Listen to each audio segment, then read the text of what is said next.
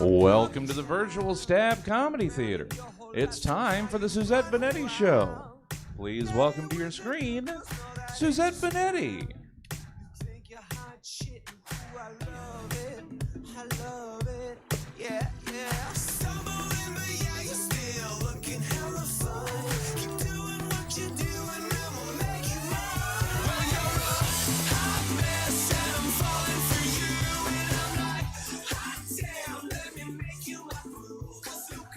Hi everybody, it's the Suzette Veneti Show. It's 5:04, so we're a minute late, but sometimes late's okay and you get another life out of it.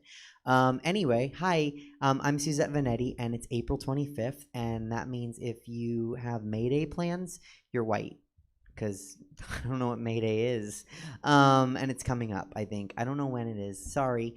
Anyhow, hi, great show today. It's just going to be me and my interview guest, but that's cool because she's amazing, and we'll try to pick up where Chelsea and Clifton would have left off. So here we go.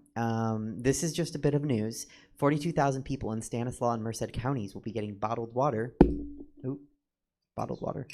because their wells are tainted with nitrate. So no joke, but if you live there, get your Fuji water, boo. Locally, a gas thief has targeted trucks at a Fair Oak sushi restaurant, Makuni's. The thief is drilling holes into gas lines and letting the gas flow out of the hole before collecting it in a tub. This is crazy because most people go to a sushi restaurant because it doesn't give them gas. That was a dad joke.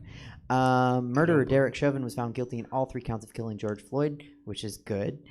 Because of the intense nature of the trial and the judge allowing it to be streamed live due to COVID, I believe that this trial easily became the most famous murder trial in American history, surpassing the O.J. Simpson trial. O.J., never liking to be taken out of the spotlight, has already signed a book deal with publisher to write the book, The Derek Chauvin Murders, If I Did Them. Demi Lovato was in some heat when she criticized an LA Froyo shop for being diet culture vultures, hashtag diet culture vultures, by carrying sugar-free diet cookies. She actually received some backlash from her fans who asked her to cool out for the summer.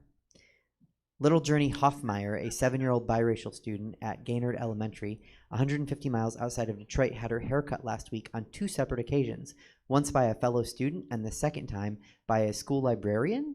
Both amateur hairstylists were white, while Journey has 1 black parent and 1 white parent. The student stylist was explained to be just a silly child who thought she was having fun on a school bus, but the librarian, however, is an adult and knows better. The superintendent said that she couldn't do anything to chastise the librarian or punish her, but the school board president said that he knew what to do. He ordered all the mayo taken out of the teacher's lounge at Gaynard Elementary. And the librarian, again, a white woman, says that while this punishment doesn't seem to fit the crime, she now understands that taking her food seasoning away has taught her a lesson. A boba shortage in Sacramento is crippling the local boba tea houses. Owners of the boba tea houses are saddened to find that without boba, their customers aren't coming in anymore. T18 owner, Sakuthi Hay, was quoted as saying, "When we tell them we don't have boba, they just walk away." While every single boba tea house offers more than just drinks, than just boba, the owners are finding out what the customers knew all along. Nobody goes to boba tea houses for anything other than boba tea. Duh. At least 53 passengers on an Indian airline flight from Delhi to Hong Kong this month reportedly tested positive for COVID-19, after everyone aboard had tested negative within 72 hours prior to departure. Spirit Airlines was quoted as saying, "That's weird. We didn't know we had flights in India." A white school bus driver in Louisiana made a racist remark to a black student that referenced the murder of George Floyd. The driver scolded the 11-year-old child, Richard Gabriel, after his face mask slipped below his nose and he ran to catch the school bus on April 9th. Gabriel told the driver that he was out of breath running to catch the bus, to which the driver responded, "Since George Floyd, that's all you say, but I don't see a knee on your neck." The driver, a crotchety old white man, is no longer employed by the district, and the district superintendent is not saying whether the driver was fired or he quit. But, I'm supposed to believe that this racist asshole just made a racist comment and then just quit on his own? Okay. Sure. Caitlyn Jenner is running for governor because she wants to make sure that everyone knows that Gavin Newsom is not the least likable candidate. Thank you. Electric scooters are ending up in the Sacramento River. One of the companies that owns and maintains scooters, Spin, is baffled. Every time a new rider downloads the Spin app, they're given information on ride safety and how to correctly park the scooter when they finish the ride, the spokesperson for Spin stated. Frankly, it's refreshing to know that some idiots out there still have faith in humanity. Because, I don't know, there was this whole, we're still in it, pandemic thing where people couldn't even wash their fucking hands. So I don't expect people to read a manual on how to park an electric scooter. Audiences flocked to theaters to see Mortal Kombat recently. Warner Brothers made the now interesting decision to keep the movie in theaters solely, whereas other studios like Disney are giving audiences a choice between seeing the movie at the theater or seeing it stream at home for an extra fee. Audiences fighting over each other to see a movie in a crowded theater during a pandemic. Definitely sounds like Mortal Kombat. I kid, because if Black Widow was in a theater, I'd go right now. Like, I don't even care. I would go looking like a hoe. I just go see Black Widow. But the producers for Final Destination are taking note, and they've confirmed that they're working on a new title, Final Destination, Cineplex, during the fourth spike. That's it. That's all the monologue for me. We're going to get to my interview guest. She is amazing. I am so excited to have her here in studio with me, and I got to perform with her at Makeup and Mimosa's Drag Brunch today, which was just the best watching her perform, and the crowd loved it, and we're all attributing it, the crowd having a good time, to her being here. So please, peers and queers, join me in welcoming the fantastic, the beautiful, the talented DeJa Skye. Oh my God, keep going. Yeah? Yeah. The talented, okay. the beautiful, beautiful, the talented, funny, constipated. Hey. Yeah. Do you have AAA? No. Oh, I do have AARP. Okay. Okay. The crotchety, the Yes. creaky. Do you need oil? No, honestly, but you can just continue to do synonyms for beautiful, like. Okay. Beautiful, gorgeous, cute. That's kind of a downgrade. That's kind of a, yeah. know. I'm not Stunning. I'm not 10.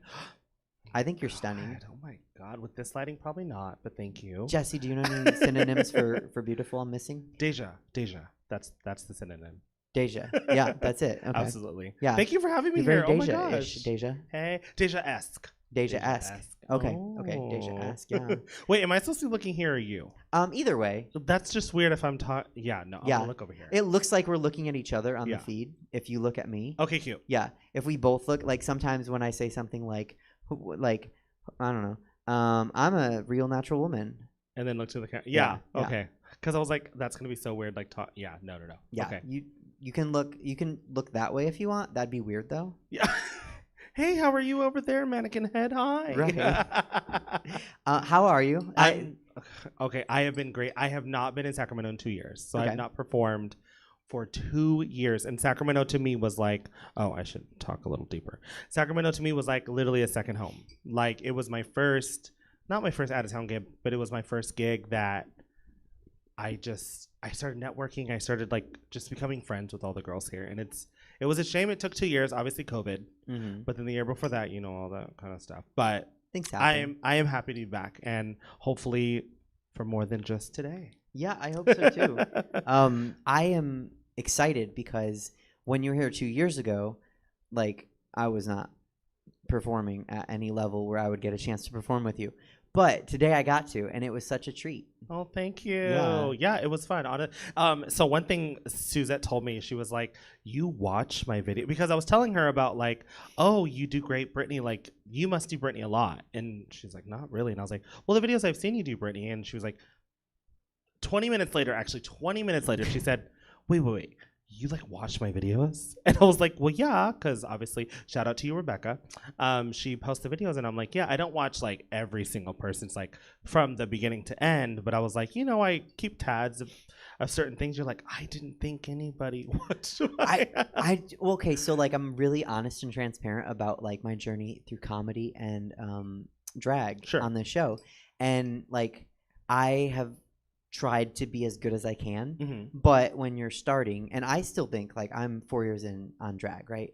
And I still am like, that's new, like, and I can't believe when people are like, I'm a year in, I want a show, like I want my own like this and that, and it's like that's that new mentality. It's honestly crazy. I've been doing this for 10 years straight up, and it still feels like I am like newer, like and it's crazy the sense of entitlement with these young queens or performers. It's that very much like, I need a booking fee and I need a this and I need a that, and I'm like, but where did this come from? Because when I first came on the scene, I don't think I got paid for a gig for at least a year. That's what I was gonna say. At least what was a your year. first like paid gig? My first paid gig was a year in, yes, and it was at. I mean, luckily it transitioned to me being part of the show, but I was doing free gigs, and honestly, I was hungry. And I feel like a lot of these newer performers that come on the scene, I don't see the hunger. I see more or less like, well, you should just be booking me because I'm, everything is aesthetic. I have a brand, and I have a styled wig and a bottom lash, and that's not it. Because honestly, pretty gets old.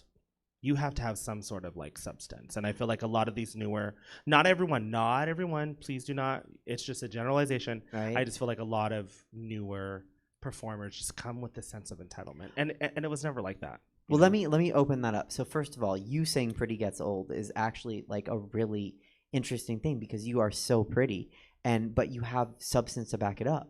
Oh, thank you. Yeah. So there were a couple tables of comedians at brunch today that I do comedy with, and they were like, DeJa from Fresno, and I was like, what? And they were like, she's so funny, bro. Like, there were parts of the song that I didn't remember, like, I didn't even know those parts were in the song until she performed them and emoted to them. Yeah. So that's like, pretty gets old. It's good to be pretty.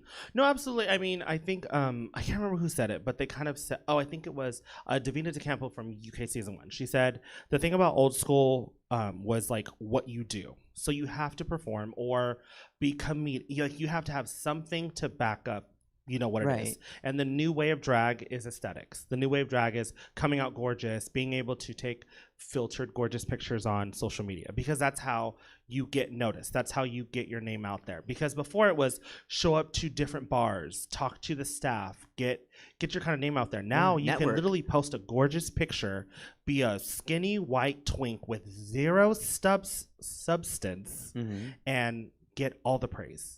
All the praise. You literally, all you have to have is just a pretty face nowadays to get anywhere, honestly. It is crazy that people, and that happens in comedy too. That's why I want to say I want to. Oh, really? Oh my God, yes. And Jesse, if you want, you can opine. You probably don't want to, but with comedy, like people will do it for like 6 months, and they're like, I want to headline a show, and it's like, you don't have 5 minutes. Sure, like, right. What are you gonna do? Right. And they think they have 5 minutes, and like, I think I've been doing comedy for a little bit, like 4 years, 5 years, and maybe 15 minutes, right? But like, I'm not a headliner. Right. I shouldn't be headlining. Totally. Like, you not only do you have to network and like earn your way and like, but you have to just do it consistently for a long period of time. Yeah. And it's just one of those things. And like I will say too, a lot of hosts or a lot of booking, not agents, but like people that book the show, they tend to kind of stick to just their friends, and that's great and that's dandy. However, you're kind of not giving anyone else a chance, because there are, again, I was just a generalization. It was no one specific in mind, but there are queens that or performers that come on the scene and they are thirsty and they are hungry, because it's kind of a double-edged sword. When you have been doing it for so many years, you tend to get lazy, you tend to get complacent, you tend to kind of stick to what you know, and you don't really progress. And again, no specifications. I'm not talking to one specific person, but it's just one of those things where when you get older, the fire is dim. When you're younger, the fire is lit. But with this new generation, I just feel like there's no fire at all. It's almost just a lukewarm kind of response. Like, why are you not gagging? Why are you not tipping me? Why are you not this? Why are you not that? And I'm just like, gag. Do something to make them gag. Yeah. Like I said, pretty does get old. Like everyone's pretty in their own freaking way. Thank you. You know what I mean? So why, like, okay, put that out of the equation, but what else do you have to offer? Right. Taking pictures is not a talent. You know what I mean? No, absolutely. Putting filters and Facetune, that can take a talent to make it look real. Yeah, but then that's you gotta like show up at the gig. Absolutely. And people can get disappointed. People can absolutely be like, oh, that's not what your skin looks like, or that's not what this looks like. you know? Right. That cute So, little snatched nose, yeah, like, isn't like- so cute. Like even look at Drag Race and like a lot of queens that come up from social media. It's rare that you find one of those queens that are successful. And it's because they just rely on that. There's no substance. What I miss the creativity. I miss the people that would sew their own garments. I miss the people that would network, the people that would really get out there and kind of just show who they are. Because to me, you can't fake authenticity. You can't. And I see it. Now unless you have a character, totally different. If like a Ben de la Creme, like they put on that character, I get that. But I feel like even on stage, you can see someone's soul and you can see someone like, are they doing it for the gig or are they doing it because they really enjoy it? And I am first and foremost a fan of drag. So I am first and foremost like, I will be at a drag show and yes, bitch, work. Like I will be that person. So I just feel like just authenticity, like just the new generation, I just don't see it. I don't know what it is. And like, I'm not downplaying anybody's drag. Your drag is your drag, but substance is lost in translation sometimes with the newer generation. It's like you said that you have to have a hunger, and it's almost like the new generation of performers. Again, we don't even have to limit it to drag. Right. Just performers in general Mhm. is just kind of like, instead of being hungry, they're like, I've cooked. Would Sure. you like some? Oh, totally. And it's like, I cooked sushi one time. yeah, You know? like, I don't Yeah. think I want what you cooked. Sure. Why would I want it? And it's off-putting as someone that has booked queens and someone that like I've had shows all up and down California everywhere, and it is off-putting. Like you want to. I'm not saying a first impression is the most important thing because I will give people 2, 3, 4 chance. I understand that, but it's making a lasting impression. You know, I think I was talking to Helen. I said with the whole shows, and this goes for people in the crowd. We're totally like I would rather not be tipped a goddamn dollar and the crowd go up for you because I feel like that's more memorable. Yes. Anybody can just do this, you know, you're eating, you're drunk, you're like, anybody can do that. But going up and kind of just like Taryn today, bringing back a song that like people can just like, oh, I love this. It's that's impactful, and that you become the favorite and you become, oh my God, I got to follow them on Instagram or I got to do that. And, and I feel like that's what's missing with the new generation because they will literally stand there and be gorgeous and flawless. Get in a museum. Right. Stand in a museum. Do that. You know, stick to social media. For me, it's very much because I also book shows. Yeah. And for me, it's like have a distinct personality, and you kind of touched on that. Yeah. But it's like I want to know. Actually, you did touch on that a lot. You just didn't say the word. But like I want to know who you are. Like I want to know why. Because if you're just a pretty statue, there are 30 of them. Sure, totally. You know, within like I can dump this water out and hit 30 pretty statues. Absolutely. So like be someone like, and that's, I don't know, we talk about Brunch a lot on the show because do you know Clifton? He's always at Badlands. I'm really bad with names. Okay, but you know I'm his face. Sure, yes. Yeah. So Clifton comes on and we talk about Brunch, and then Chelsea, my comedian friend, she'll come on, and she always first because she's very caring about me. We'll say that. Yeah. So she's like, "Bitch, what did you do? What did you wear? Was it good? Was it sucky?" Right. So we talk. But that's good to have a friend like that. Absolutely. And that's what I was telling Helen last week on the show. Like when we started Makeup and Mimosas 2 years ago, I was not like, I look back and I was like, oh, I wasn't. You know, at the time I was like, I'm not bad. Sure. And now I look back and I'm like, dear God. That is a good thing to have because perception is complete reality. Yeah. Because I am my biggest fan, but I am my worst critic. And you can only do that. Yeah. Like because a crowd member is going to be drunk, is going to be like, you're the most amazing queen I've ever seen in my life. And if you take that to heart and you're like, I am that person, you will never progress. I look at photos from like last year and I'm like, ooh, I would change that. Oh, I don't like that. And that's how you progress and progress and progress. Because if you think you are the ish, stop doing drag. Stop anything. Stop performing. If you think that you have it all figured out, you should stop now because that's where you're just gonna stay. Yeah. Well, because there's always room for improvement. And there's always another bitch that's ready to take your spot. God, yes. And like, I don't know. That's another thing. Let's talk about that. I think it's weird when queens, local queens, say that they're like the next insert another local, like a local icon. People say that? Yeah. Like, I'm the next Mercury or I'm the next Suzette. I've heard, no, people say that? I don't know if anyone wants to be the next Suzette, but definitely I've heard people I don't say. think Suzette wants to be the next Suzette. I want to be the next DeJa. But I've heard people say, like, I'm the next Mercury, or I'm you know, just as good. And I'm like, what's the okay, point in that? But the weird thing is, like, Mercury is unto herself. Sure. She is in a league of her own. Yeah, like, absolutely. No one can duplicate that. Yeah. Because that's authentic. Yeah, that's it shouldn't her. work. It should Right. it should not work, but she makes it work. Why would you want to? If you do that, you're just going to be 20% of what she's doing. I think also with the newer generation, they see and do rather than make up their own.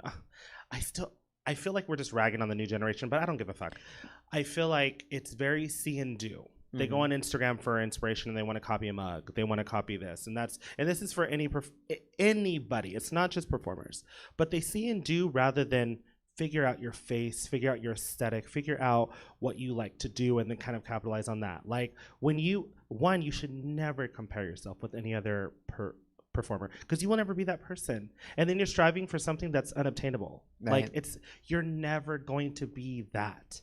Be the best you, not what you are. And then also you're kind of like putting yourself in competition with someone that you will never get to their level. I think so. I use it as a measuring stick personally because, like, I probably 2 or 3 years ago I noticed, oh, I do everything Apple did 2 years ago, but I don't try to be. That's the thing is you didn't say like I want to be like Apple. It just so happened that you were parallel. I'm kind of in her lane. Point. Sure. Yeah. But it was never like, I want to be like, I mean, you can obviously admire someone and look up to someone. Right. But I don't think your mentality is, I want to be Apple. Like, we don't need a single white female type of situation. Right. You know what I mean? Absolutely. Yeah. I think I got lucky. Excuse me. Not with Coronavirus. that water in a minute. I think I got lucky because my drag mom, like, I didn't know how to. Who's your drag mom? Animosity. I don't know. But No one does. She's shout out to her. Hey, she's very elusive. I wish she would come out. Right. I miss her. I haven't seen her in a couple of years, but she painted me for a whole year. Okay. And then like she taught me how to do it, and like really just how to do, like, not try to copy something else, but like my aesthetic. And I didn't believe her when she used to say like, oh, when you paint, like, you'll be prettier than when I paint you.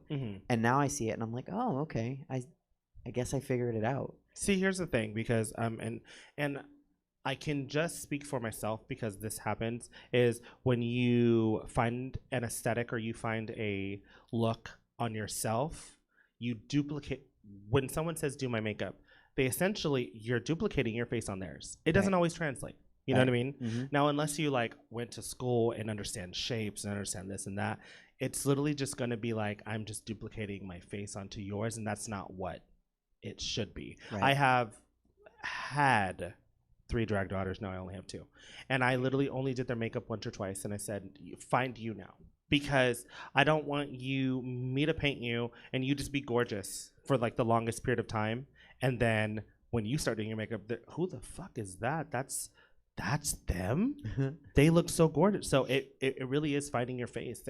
And how I developed my look so, not quickly, I wasn't like amazing within a couple of years, but how I developed my look rapidly was the fact that I had fire, and I would literally sit on my bed. I would literally do my makeup, like my eye makeup, and then wipe it off. Do my eye makeup and then wipe it off, and just find what kind of worked for me. And I will say, like, if you want to be a fully booked queen, one advice that I can give a fully booked queen is figure out a face that you can do quickly that still looks like you, and you can do it on a whim. Because if someone's like, because I will tell you this much, say you're not on someone's radar, like say like you had never met me, right? And you were, like, I've reached out to you and you're like, okay, yeah, sure, you know, maybe next time we'll get you in, but I'm just not on your radar. Say someone calls out maybe a couple of hours before and you just happen to give me an opportunity.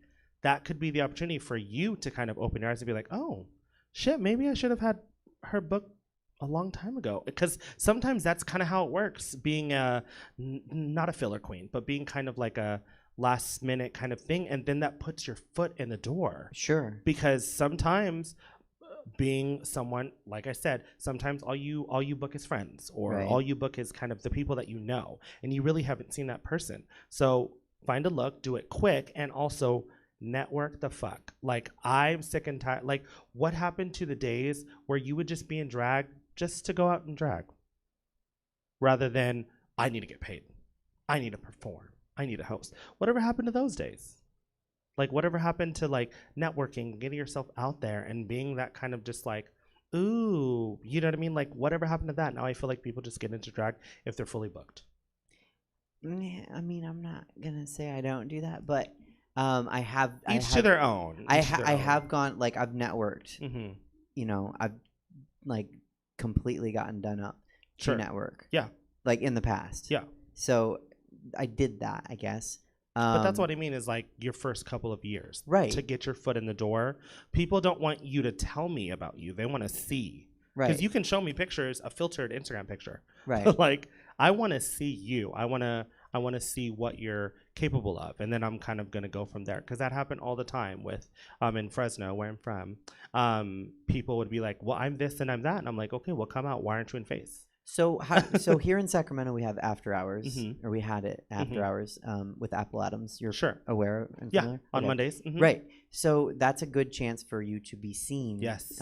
Not booked per se, but seen. Do you guys have anything like that in Fresno? Yeah, they used to have something called So You Think You Can Drag at Fab. It was one, I think it was like every third Tuesday or something.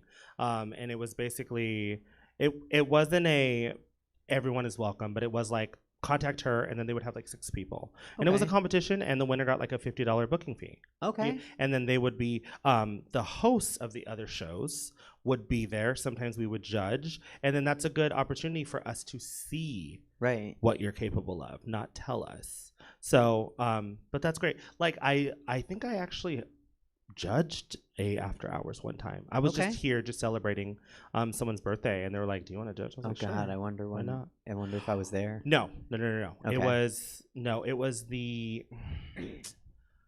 Well, I think the theme was like. I feel like there was a theme. There because- often is. Yeah, because I do remember someone was like an egg yolk. Maybe it was like food, and someone. Yeah, there was a theme, but I definitely. I think that was the first night. I think she's from Sacramento. Her name is Princess something. Princess B. She turned it out. Mhm. She She turned does, it yeah. out for me. She did this like make it rain, and I was like, that was that thing where I was like, I could tell you're newer because she's so polished for being so new, but she was also very humble and nice.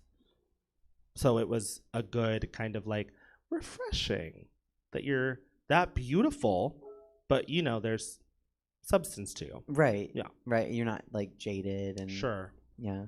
But you know, then that's why I love the Makeup and Mimosas cast. Mhm. Like being the kind of weird new. Why is she here? I But love. you all each one of you brings something different. No, absolutely. Yeah. And I think it was Helen that I was talking to, or maybe Apple, Mhm. on this show. Like that makes a good show Absolutely. because we don't. It's just like you shouldn't try to be another queen. Absolutely. When people come to our show, like they're not going to see the same performance. Yes. And we kind of bleed into each other a little bit. Like Mhm. Apple and I will give you some of the same, and Taryn and Helen will give you some of the same. But in their own way. Right, and there and you know, and on the mic we can all kind of like we Totally. can all host. Mhm. But then like everyone's so good. I'm not counting myself. The other 3 are so good. And Why then are you so self-deprecating? Like, why are you so? Because well, okay, so I think We're being real right now. we'll be real. What is it about? Like, why? I understand making fun of yourself. I do at the same Mhm. time, but why are you so very like? Why, So- Suzette? Why? So those 3 and then you. I was Mhm. going to say you 2 today. Like you guys are such icons, you know, and it's such an honor and like privilege to get to perform with you guys. Mhm. And I always hope, and as we've done the show, specifically like since we moved to Badlands, Mhm. like okay, so this might sound familiar. I've had really good days. I've had really bad days. That's any drag queen. Right. That's any performer, comedian, For sure. anything. Sometimes I have a really good day and Mhm. people are like, wow, that look. And then it's like a math problem Mhm. where I'm like, I know I did it, but I don't know what I did and I don't know how to do it again. So I think that and I told this to Helen last week. I want to get to the point where my bad day is like a day where I'm like, like I didn't really kill it. Right. But like the crowd is like, no, girl, you still turned it. Sure. You still work. Like you Yeah. are a queen. Like that's what I want my off day to be. Okay. So but my only advice that I could give you for that is don't look for the crowd for acceptance, and don't look for the crowd for kind of feeling like how I said I'm my biggest critic and my Mhm. biggest fan is the crowd is going to tell you anything you want.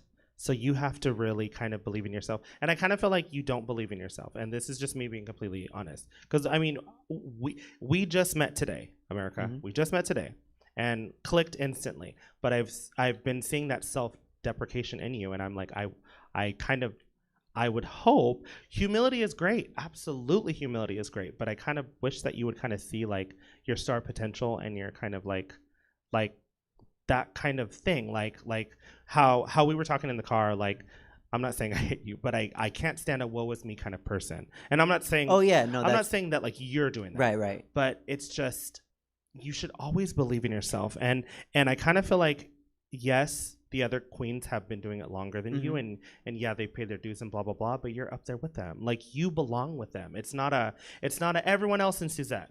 And I kind of feel like that's your mentality. It's like, I haven't gotten to their level, but maybe you have, just in a different way. I don't know what to say back, but thank you. Yeah. I think, if I'm being honest, Be honest. I think I'm very good at what I'm good at. Mhm. But I want to be well-rounded, you know? Like, I'm never going to dance like Helen, Mhm. you know? But, like, I want to be able to at least do a dance number. Okay, so let me ask you this. Do you work on everything, like, you're obviously constantly working on your craft. Mhm. Are you constantly working on the things that you're great at, or are you constantly working on the things that you're bad at? I tried to do both.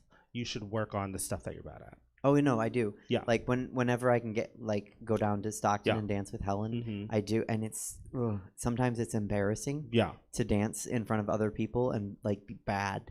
But we are in front of people all the time. No, you know what and I mean? you had, and like we talked about it, and she was like, "Don't come here if you're gonna feel bad." And I was like, "No, I need to feel bad. Sure. I need that fire. Mhm. I need to feel like I need to do better." Sure. So, I will not self-deprecate. Don't, because honestly, I feel like you're charismatic, but hearing that, it's very just like it kind of like flips the switch of like, I wish that you would kind of open your eyes and see what you're capable of, because everybody has their own kind of thing, and self-deprecation is not something that you want to be known for, or you want to be kind of that. And it's good that you've been comfortable with me and kind of like, I'm sure that's not something that you would just tell a random person on the street, obviously.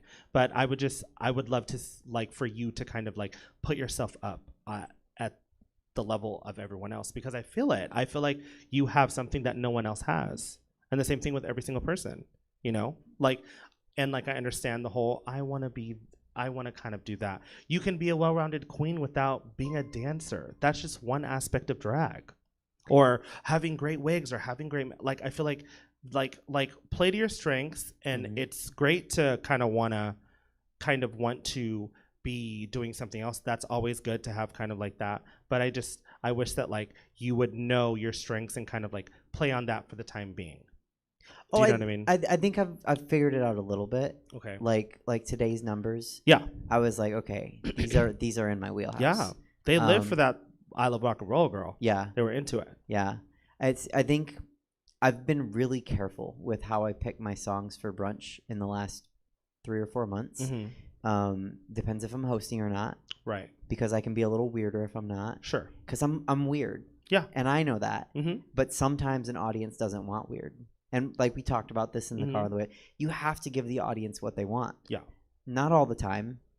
And not everybody should or has to. Right. But there are times where you just have to give them what they want. Mm-hmm. And so, like, especially for brunch, I feel like for brunch is just I feel like if you're just midnight at a club on Friday, it's kind of one of those things where everyone's drunk, who the fuck cares? But I think at brunch where everyone paid money, eating, sitting at you, I kind of understand where you're coming from. But do you ever feel like sometimes you were like, I'm doing something totally out of the box and they live for it? Or Yes. is it?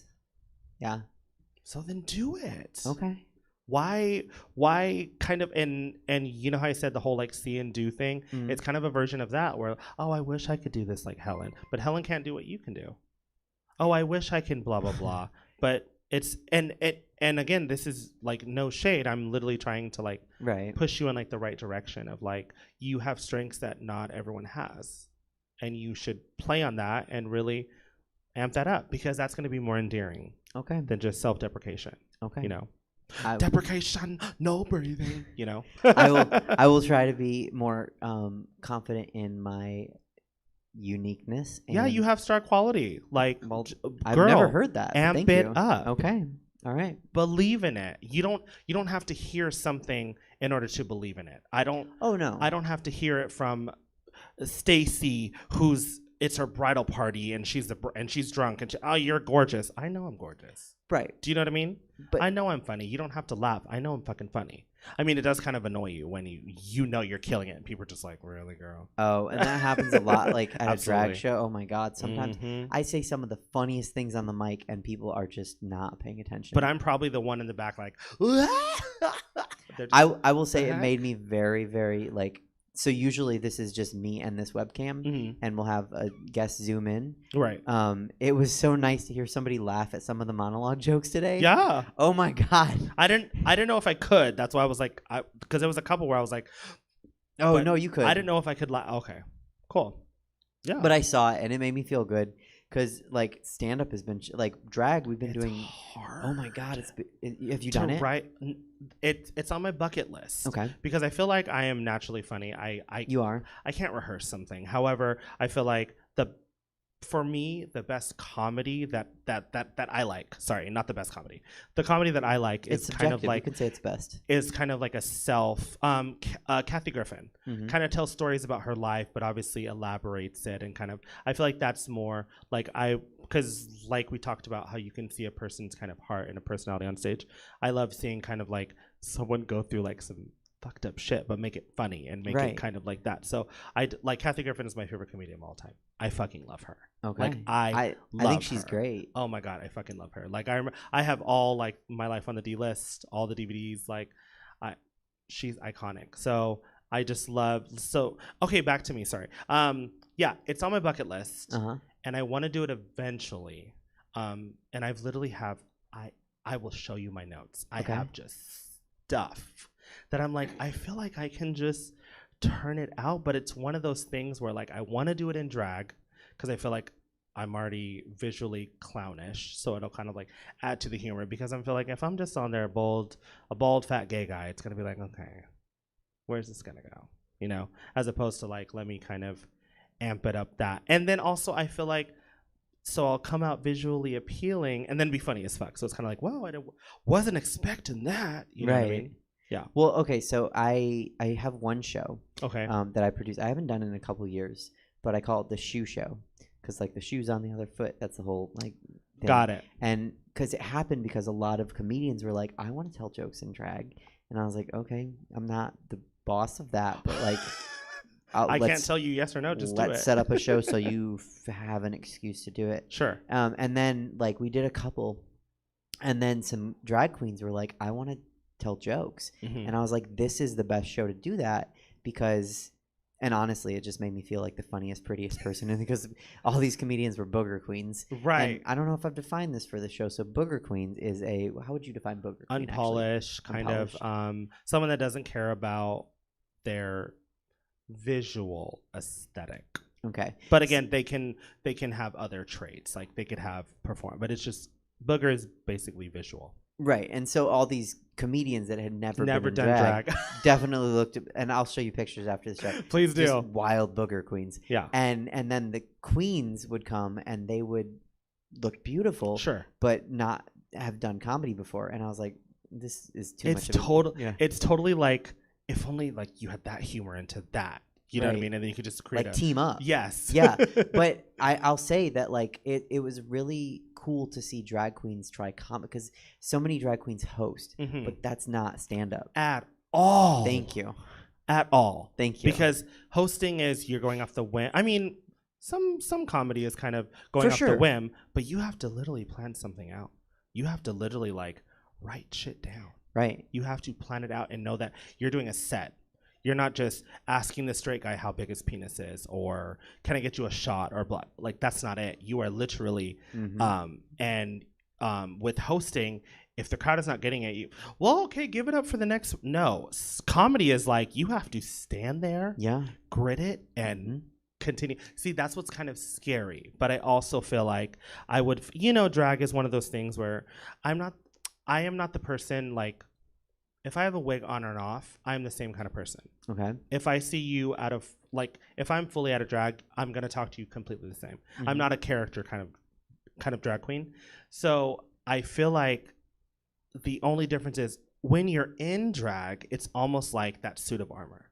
Almost like you can get away with things that maybe you wouldn't be able to get away with as just your normal self. I think that's why a lot of people do it too. A lot of people kind of feel more confident. But however, I used to feel like that, but now that we're molded into one, it's almost like I can say and do whatever. It's the same. Yeah, no, totally. I've just never been that person to just be like, oh, I'm so different. No, it's just regardless. And that's good because sometimes it's hard to kind of come up to a drag queen. It's hard to kind of, especially if they're not welcoming, especially if they're very standoffish. And, drag is interpersonal.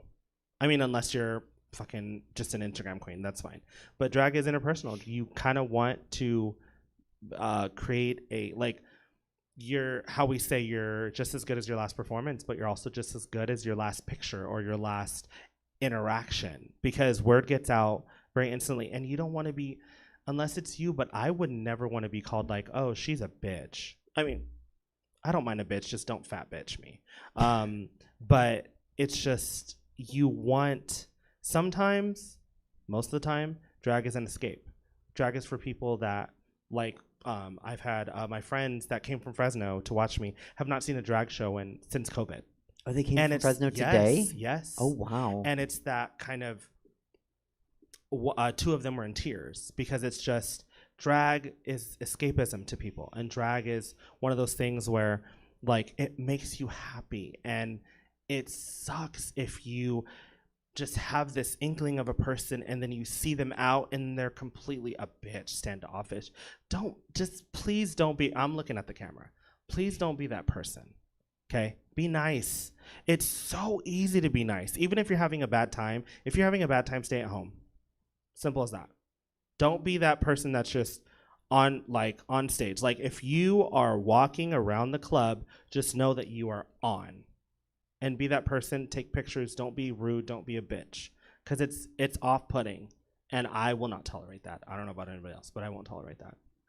I think that's good advice. And yeah. I think you're very established, so I think people would do well to maybe consider that advice.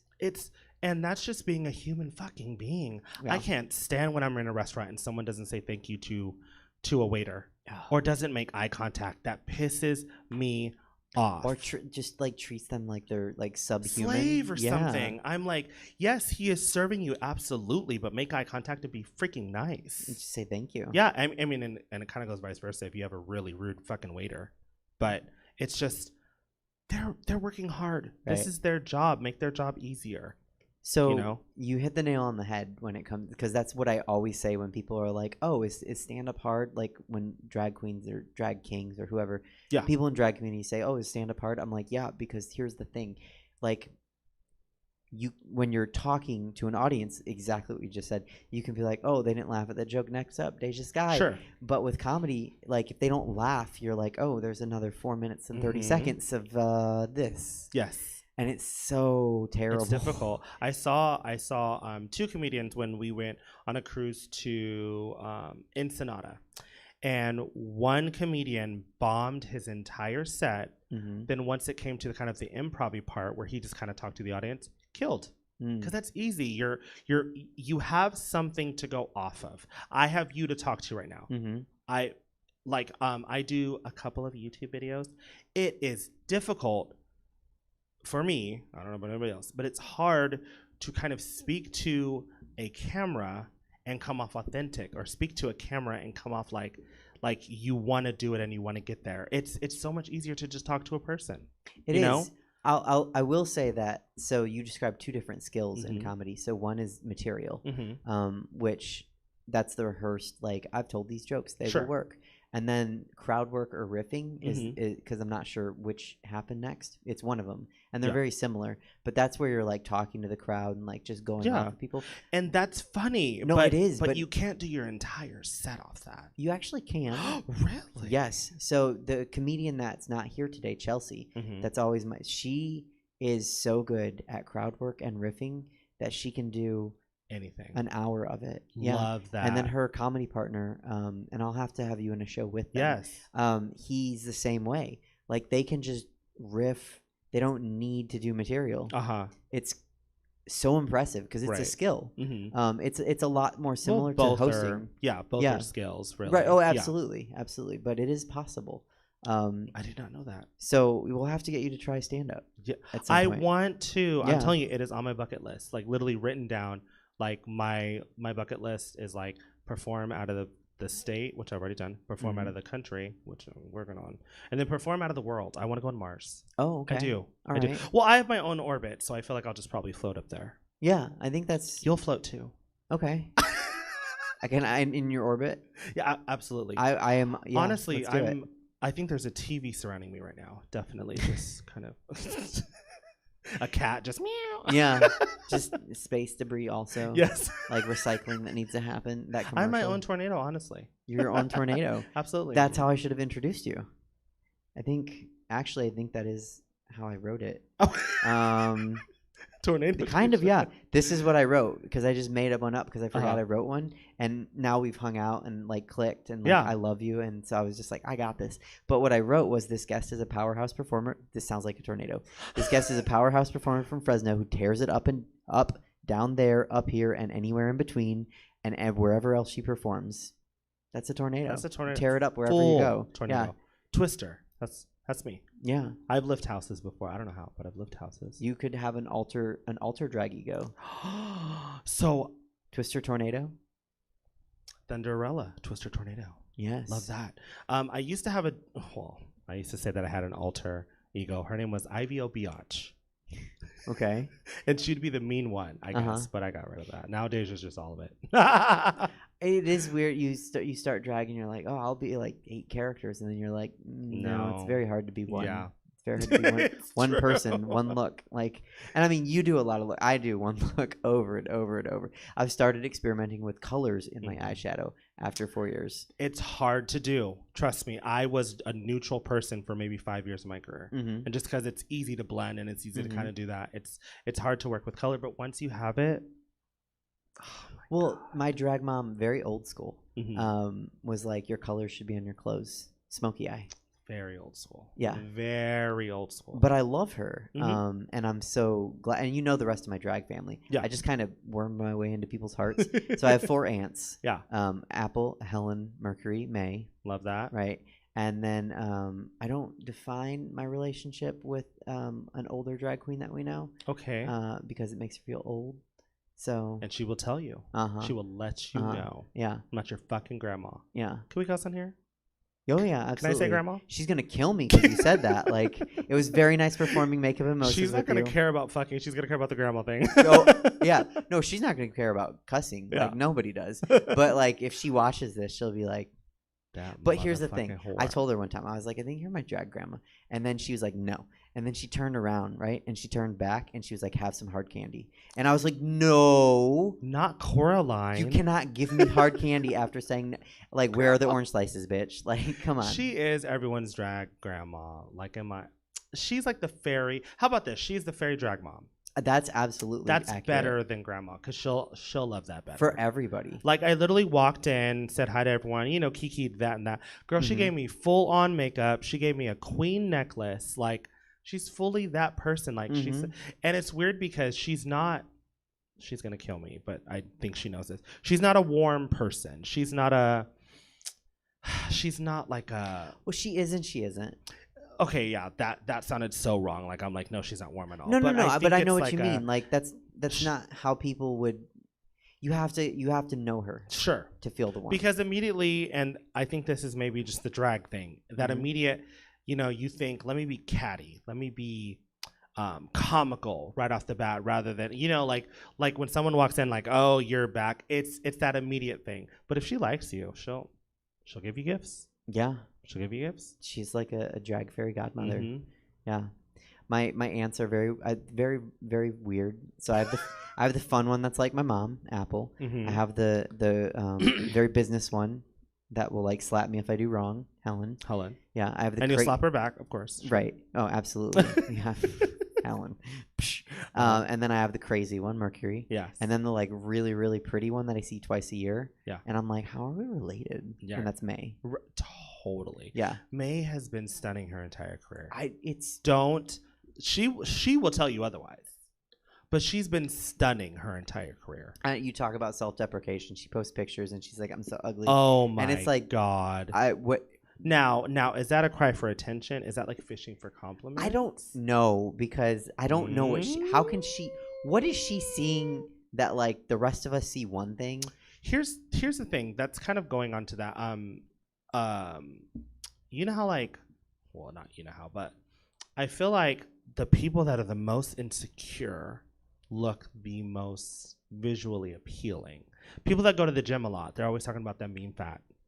Or people with abs and chest and just gorgeous, they're like, well, I want to get this done and I want to get that done. Just like, do you see what we see? Like, you're fucking gorgeous. But they do have that kind of like self-deprecation, kind of like, no, I can work on this and I can work on that. And honestly, that is perception is reality. Like once they open their eyes, and honestly, it comes with age as well. Because I kind of feel like when you're really young, you're kind of that false confidence, that kind of like, I'm going to put it on, but then at home I'm going to cry. You know what I mean? And I think when you kind of come into your own and you get a little bit older, you kind of, hey, I do. Like, it's weird because whenever I didn't gain true confidence until I started gaining weight. I didn't gain confidence until I gained weight. No, and so like it came in with the weight. Absolutely. And like I think age had something to do with it too. But I remember when I was my skinniest, I would never even swim with my shirt off. Skinniest. Like 160, 180, like flat stomach. I would never take my shirt off. I would be so like, I don't know. Now I'm like, I don't give a I'm just changing in a dressing room. I don't give titties out, belly out. I don't care. It's just. And like it wasn't until I gained weight that I kind of felt that confidence. It's interesting. That's very weird because it's usually the other. I've known a lot of people that have lost weight and then they gain confidence. Right. And I've also met people that have lost weight and then gain cockiness. Oh. And I'm like, you remember what you? Okay. I just try to maintain with what I wear while I perform. I'm like, no, I just need to be that weight. Sure. Because I'm kind of a hoe. So, I mean, I'll say it. Hey, body positivity. You can be a bigger hoe. You can. Honey. You can. Oh no, I'm not saying you can't. Yeah. I'm just saying I'm a hoe, and I'm like, I'm gonna keep it. I'm gonna keep Ho-ish. it. I'm gonna keep it this size. Yeah. How do you maintain weight? How do you maintain your weight? Exercise. Never heard of it. Right. Yeah. Running, yoga. The only thing I run is my mouth. You know what? That's something. And you said yogurt. Mm-hmm. Love that. Yes, right. Love that. It's good. You can mix some fruit in. Honey, what fruit? Uh-huh. What did you just call me?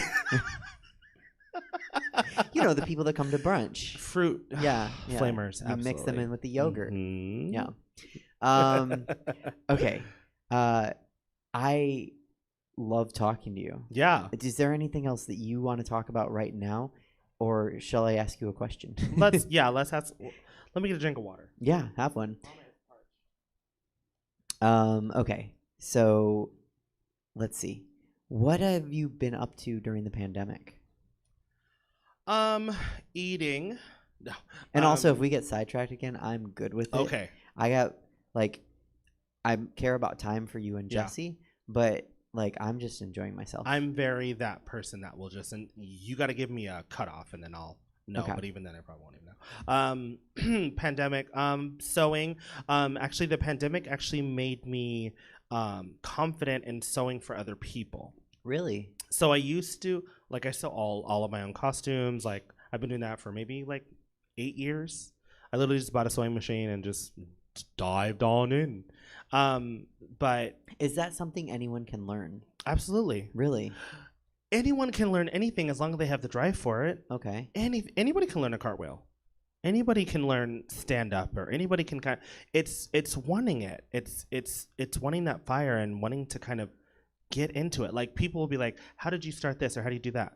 I just started doing it. How'd you get so good at makeup? I practiced my makeup. How'd you get good at sewing? I practiced sewing. It's just one of those things. Like, I'm doing nothing that you can't do. You just have to want it and try it. But I mean, that takes some of who you are out of it, right? Like, surely you're talented and special on your own, right? Yeah, but I mean, I'm not reinventing a wheel.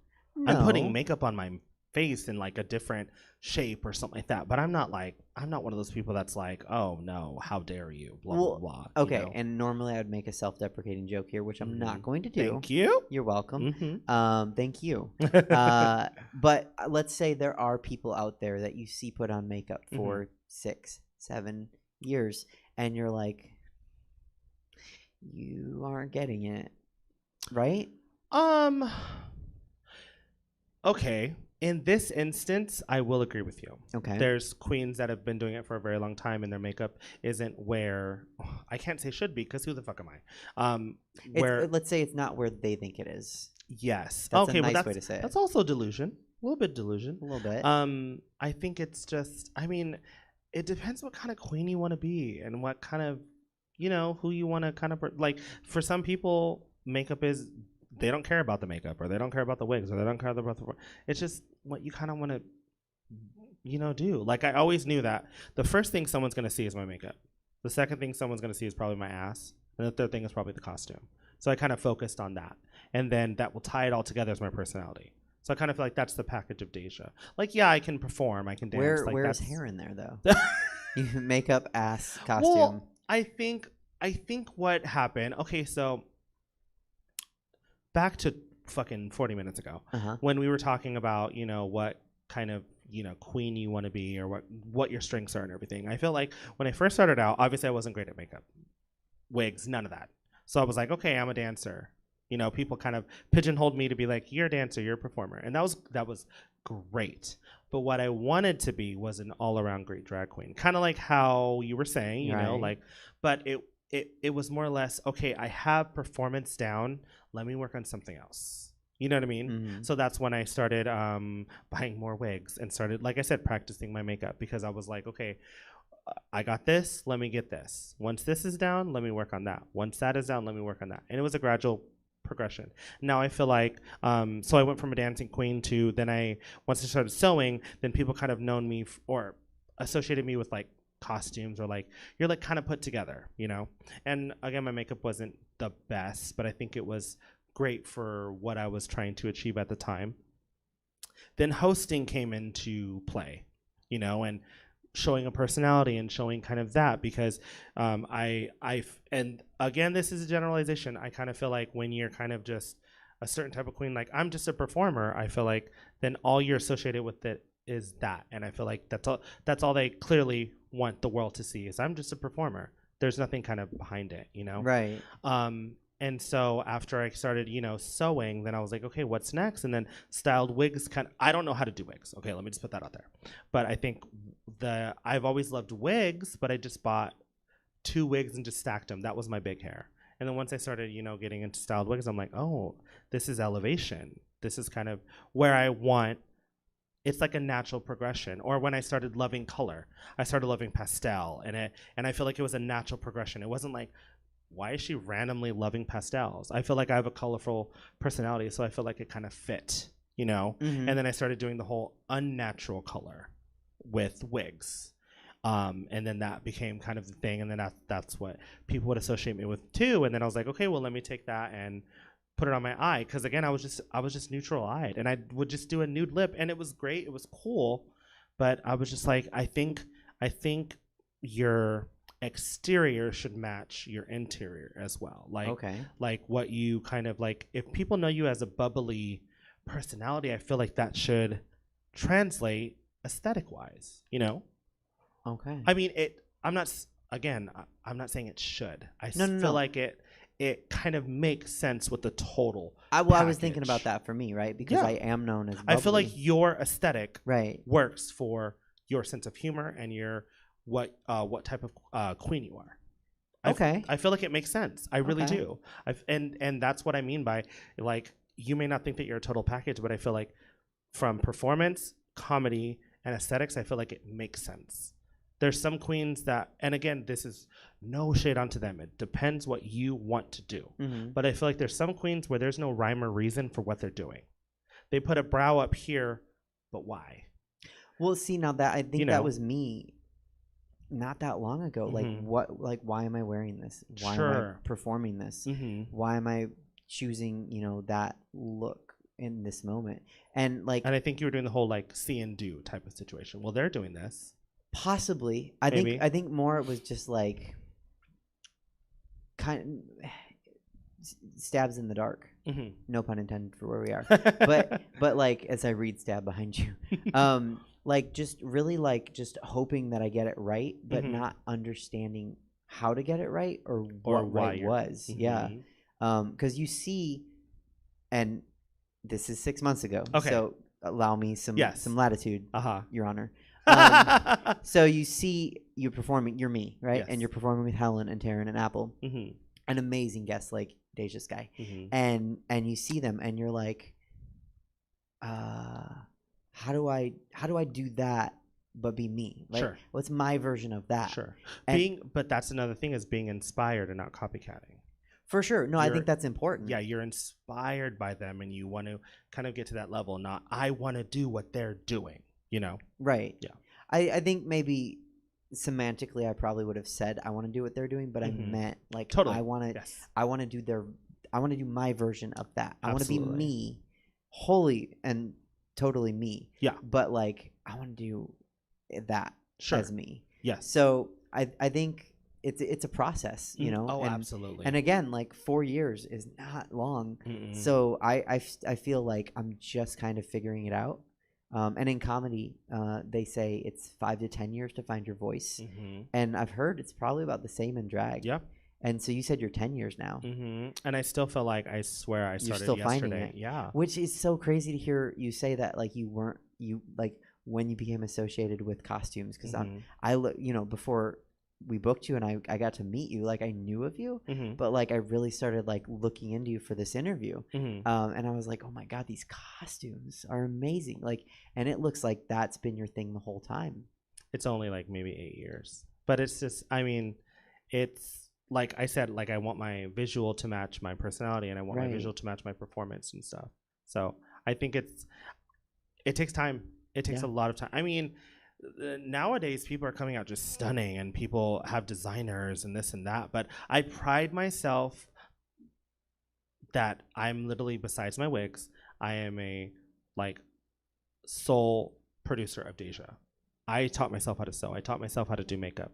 I taught not taught myself how to host, but I did that. There's not one person besides my wig maker that can say I'm the reason for that. And that's what I pride myself on, because I really and I've always been a go-getter, and I've always been a person. I remember I worked for a dance company for 5 years, and when I decided to leave, the owner said, "I love your road less traveled mentality." And what she meant by that was, when people tend to go right, I tend to go left. I don't want to do what everyone else is doing. I don't want to be someone else. I want to be me, you know? And if people look up to me and people want to like take from me, that's great too. But I also don't want to be the same queen all my life. I don't want to be the same person all my life, you know? Okay, so here I will not be modest. Okay. I will say that I too take a left when everyone else is taking a Sure. right.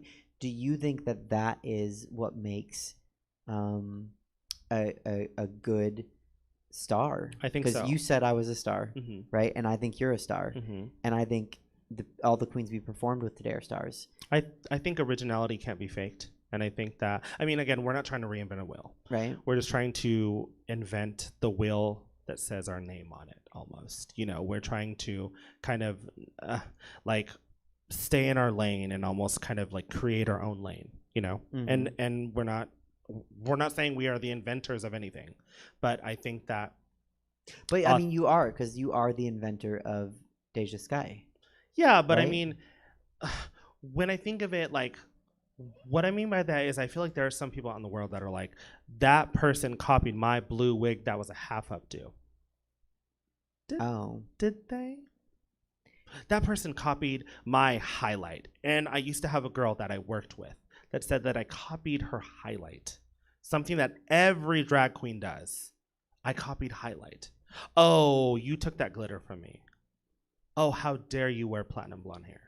And it's very like they were taking what I worked on, and it was again, I feel like it was a natural progression, and took credit for it when in reality it wasn't. If I got inspired by someone, I will give them credit hands down. I will not be like, no. If someone inspired like a wig, I will definitely give them credit. If someone inspired a costume, if someone inspired a makeup, I will give them credit. But if I don't need to give you credit because you were not the person that I got inspired by. It's just so crazy that someone would accuse you of stealing a highlight or like something that everyone does. Well, yeah, because like I don't know. So okay, two questions or one question and then one follow-up question. Yeah, not really a question, more of like a yes. That's the one thing I don't know what my viewers, because I don't actually know. I know we have viewers, but I don't always know who they are and I don't know how they feel. Okay. So I like to relate back to comedy or drag. Sometimes I have comedians on that I'm interviewing and I'll relate back to drag because it's always like, oh, that's like my other world. Yeah. So cannot steal someone's jokes like that, like obviously, and you know that. Sure. Like that's the one thing to me that's taboo. I want to know your opinion on seeing another queen do a number and being like, I like that song. Okay, I think it's kind of stupid to put your claim on a song that you didn't write or produce. However, if you have an entire concept for that song and someone was, this has happened to me in the past. I did a specific costume, and I made it because I make all my mixes. So I had a specific costume, wig, like it was for that mix. I got off stage, someone said, oh my God, that was so cool. Do you think that like I could probably do that like song before? I was like, yeah, girl, like go ahead, blah, blah, blah. She was like, okay, well send me the mix. And then also like, I think I'm gonna, and I was like, okay, that's where it's like beyond the flattering. I think it's kind of like plagiarism. Send me the mix. Send me the mix. I want merch that says send me the mix. Yeah. In and pastel. Right, in pastel. And then on the back it's like fuck you. Like, yeah, no. Send me the mix. Oh my God. That's my new catchphrase. Like that's our thing now. Yeah. When someone says something ridiculous, send me the mix. Send me the mix. Like, okay. What is that?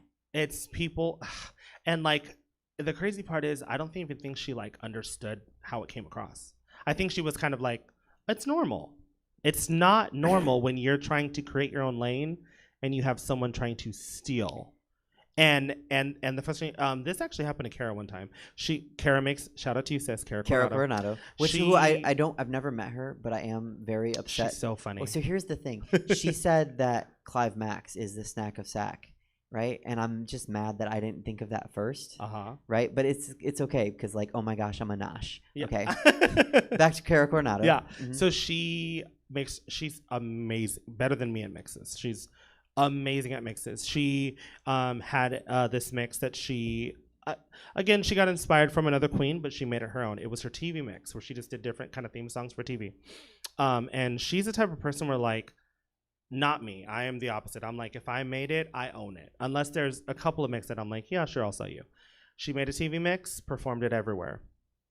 There was a queen. I'm not going to put her name in it because it wasn't her fault. It wasn't like Kara gave her the mix. She performed the mix quite often, okay? So you have two people that are being associated with one mix. When you go to a bar, that the other queen did that mix and she's being associated with it, and Cara Coronado comes on the stage even though it's her original mix, and someone goes, I can't believe she stole this. How dare she? It belongs to blah blah blah. It's kind of like, but she's the originator, and like, and again, it was it had nothing to do with the queen. Like, it was just a person kind of being like, no, this person, it belongs to this person, not knowing that it was Kara's original mix. Like, it was hers. She made it. She has, the rights to it. It's just it's so crazy. Like, it's like, oh. I think so. For me, what I've thought about, because now that I'm starting to do more popular songs and some pretty cool songs. Popular. I did that actually. We had Broadway. Isn't that her? No. That's cute if you didn't know. It was a wavy long blonde. You love blonde. Is blonde your signature color? It is. Cute. It is Platinum, right? Or kind of any blonde. Which is this platinum? Yeah. Yeah, then platinum. Yeah. I honey blonde is okay, but you want to be supernatural. I do. And platinum is supernatural. Right, it's supernatural. Yeah. And people think that I'm 22 or Love 24. that. Right, I know. And I'm like, okay, we're blonde all day. We're not changing ever. Ever. Yeah, we don't talk about my natural hair color on the show. Yeah. So what was I saying? Oh, songs. If you do a song, like, okay, so I did a song a month ago, and like 3 people, like drag queens, were in the audience, and they were like, I want to do that song. And in my mind, I'm like, because I just killed it. Right. So, like, you got to kill it better. So that's flattering, yeah. And then also you're like, there's kind of a no, totally. I just don't think that like someone owns a song, but I do understand if someone owns a mix or someone owns a concept. And I've seen that done a lot.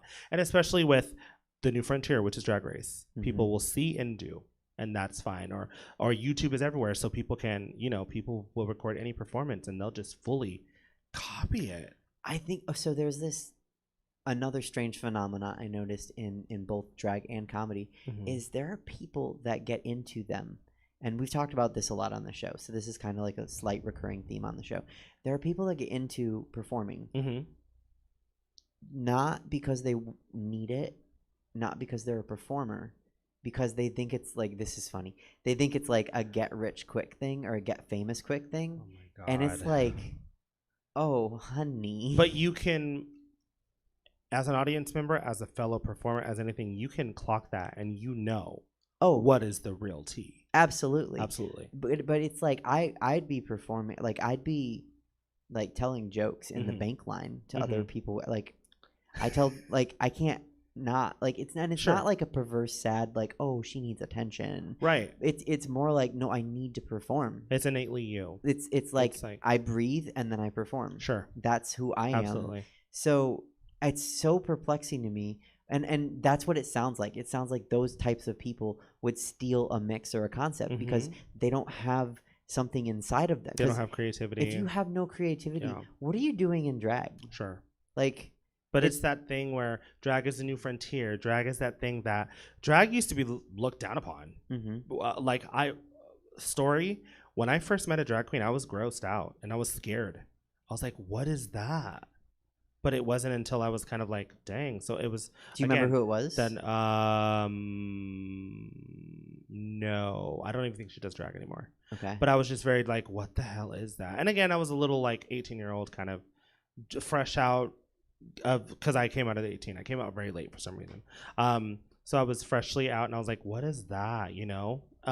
But it's so crazy that it went from like looked down upon to praised, even by mainstream, even by like everyone. Like it's kind of the thing, like people say that drag queens are the mascots. Literally in the LGBTQ plus community, we really are the thing to be. So it's just a natural thing for people to want to be that, and that's fine and that's dandy. However, again, authenticity can't be duplicated, and we can see right through you, Mary. Yeah. Just have conviction and want to do something because you want to do it, not because you think it's going to get you rich. Because unless you've been on Drag Race, you ain't going to get rich. And everything you spend goes back into drag. All the money you make goes. We just got tipped the house down. Where do you think that's going? Oh, I can tell you where mine's going. Mine's going to Liz.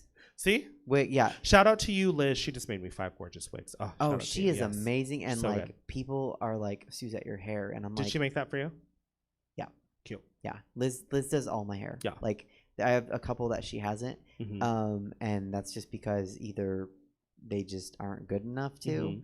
But that's why I love her, because I can bring her something and I'm like, I don't know what to do. Oh, she like Yeah. redoes it for And you. she's absolutely. like, this little lost puppy will be a thoroughbred. Like that doesn't make sense because I just made it a horse.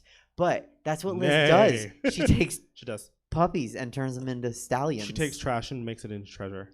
I mean, She messaged. Yeah, I'm not she. going to be self-deprecating. I was gonna. It's hard. Stop It's it. hard. Stop It's it. hard. Okay.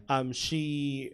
Whenever I reached out to her and I said, "Hey, I have 5 wigs. Can you blah blah?" And she's like, "Oh, okay. So do you need a roller set and this and that and clean?" I was like, "No, they're like brand new, sis. They have the full lace." And she's like, "Oh." Because apparently people just do that. And then, I mean, but she's great. She doesn't even try. I will say this, Liz, please don't up the prices on me. But I think that she charges not enough for her wigs. I think that she's pretty good. And she charges I feel like she charges chump change. I think she's amazing. Yeah. And that is where like most of my tips go. Yeah. At least like. So you're like a hair, so like your favorite thing to buy is like wigs. Well, so I was trying to step up like my hair, right? Okay. So for a long time, like I think my shoes are great. Like I don't think Oh, there's those anything wrong with those my gold shoes. booties. I was even looking. I was like, I would fall over. I Oh my would god, tip that was the over. first time I ever wore those. Oh really? Yeah, I've had them for 4 years. So cute. What size shoe are you? 7.5 or 8. Fucking bitch. Yeah, You fucking I know. bitch. I'm not even. I'm 2 modest. of those. Are you? I'm a size 14 wide or 15. Well, I'm talking about my penis. No, my shoe is 14. Yeah, 14 wide or 15. no, it's Got a big ass canoe. It is. I would hate me Yeah. if I wasn't me. No, I'm telling you, I've never met another drag queen that has a smaller foot than that. Usually, drag queen Drag performers, usually are 9, 10, 11. You Yeah. know. So, fuck you. I'm leaving. Look, and like I said, I'm very good at what I'm good at, and I Mhm. have really great feet, really great legs, and really beautiful toes. Work. So I wear open-toed shoes. And You don't pad, huh? So you just do you wear tights or do you go bare-legged? I wear tights all the okay. time. Today, You were wearing tights. Yes. Okay. but yeah, no. So I like it went. It right now. All the tips go like not all of them, of course, We but know, like yeah. the bulk of what I put back into my Mhm. work has gone to Liz. And hopefully she's not watching. She's like, no, it hasn't. It has. I just because like everything, I want everything to be better, Sure. and I don't know how to sew. I do know how Have to you shop. have you ever wanted to try to learn at least how to make? Absolutely, Okay. absolutely. And what's like stopped you? I don't know if I can start myself. Okay. I want someone to kind of like guide me to start. You never thought like, let me just watch a YouTube video. No, okay. So like when I started with like makeup, Mhm. people were like, just watch YouTube video, Yeah. and I was like, you do, but none of it makes sense. So you're a hands-on person is what you're saying. Yeah, I learned Okay. kinesthetically, Okay. a little visually. What's a philocanopy? I was like, Yeah. what's that? It's a food, Yeah, It's a snack. Mm-hmm. You have breakfast and then kinesthetic. Yeah. So yeah. So I don't know. I just kind of want someone to show me the ropes, and then I'll learn my way, and I'll doubt myself 1,000 times, Yeah. but I'll try to figure it out. What sign are you? What's your sign? Like Virgo-y, What do you mean Virgo E? like it's on the cusp, I think, right? Virgo to Leo? Yeah. Okay. So do you identify, or is there any, do you identify with Trixie at all? Because she's on the cusp too.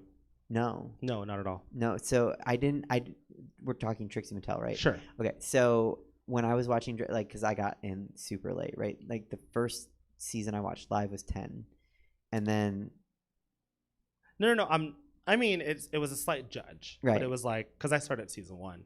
So. no, for sure, right? I don't But know I'm- how you but could I'm sure you caught up, see correct? anything, Yeah. like on season 1. Mhm. I did. Well, okay. So I watched up through 5, and then I stopped. Okay. I think I just burnt myself out.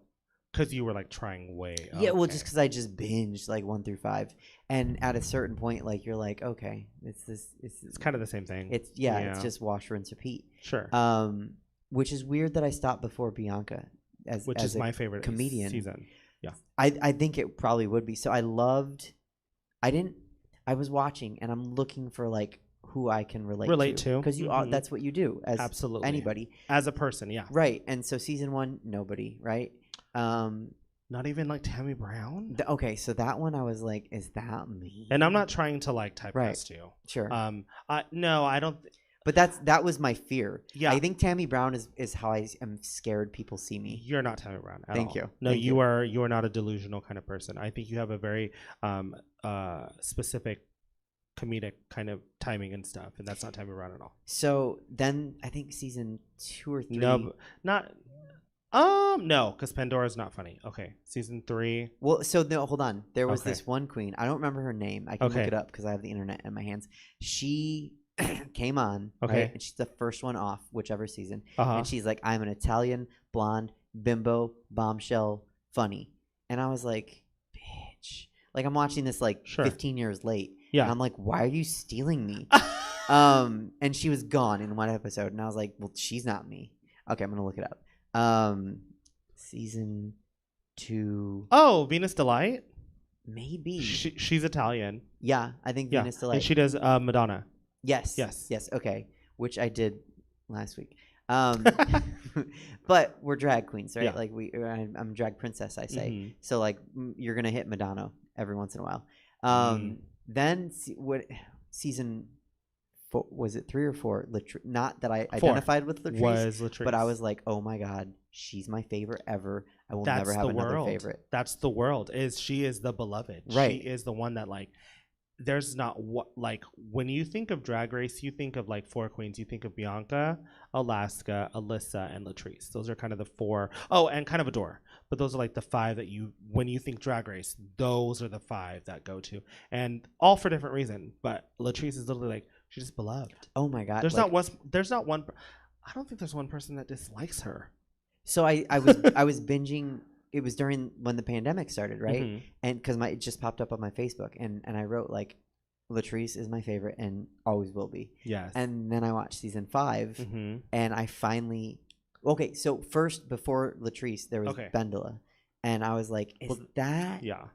No, but No. it didn't feel right. I was like, "It's kind like it's." That's how I think somebody would that doesn't know me would describe me. Because generalizations. Right. It's the same thing with anybody that is like kind of skinny and pretty and fishy. They'll Courtney Act. You know, and I'm glad you brought that up because drag is not Drag Race. It's not. It's not at all. So if every single reference you give me is you're giving me kimchi, you're giving me Trixie Mattel. How about I just give you DeJa Skye or a knuckle sandwich? Am I in kindergarten right now? I can't. One, I hate comparisons. I can't stand comparisons because again, I'm trying to stay in my lane. Right. So when you're overlapping, and just because I'm wearing say I'm wearing that wig, I don't want someone to come. You're giving me Suzette. You know what I mean? Like because I think they're thinking that it's a compliment, but in reality, it's like. Okay, there's other kind of things in that lane. Around Sacramento, that would have been not a compliment for a very long time. I mean, but that would have kind of if you want to piss me off, it's compare me to another drag queen. Well, I think a lot of people like that's important for us to talk about, and if anyone's watching and they're like, "Oh, I love drag," right? But like, I think that is a drag queen's biggest pet peeve is when they get compared. Like I know, like Apple gets Trixie. All the time, even though their nonstop. makeup shape is not the same at all. Right, but like, oh, they're both like, and their white aesthetics are not the same at all. Right, but like, it's just So anyway, Bendela was like, I was like, oh, because at first I was like, oh, is that? No, it's not. That's not even. That's not me as a performer. Not even close. Yeah.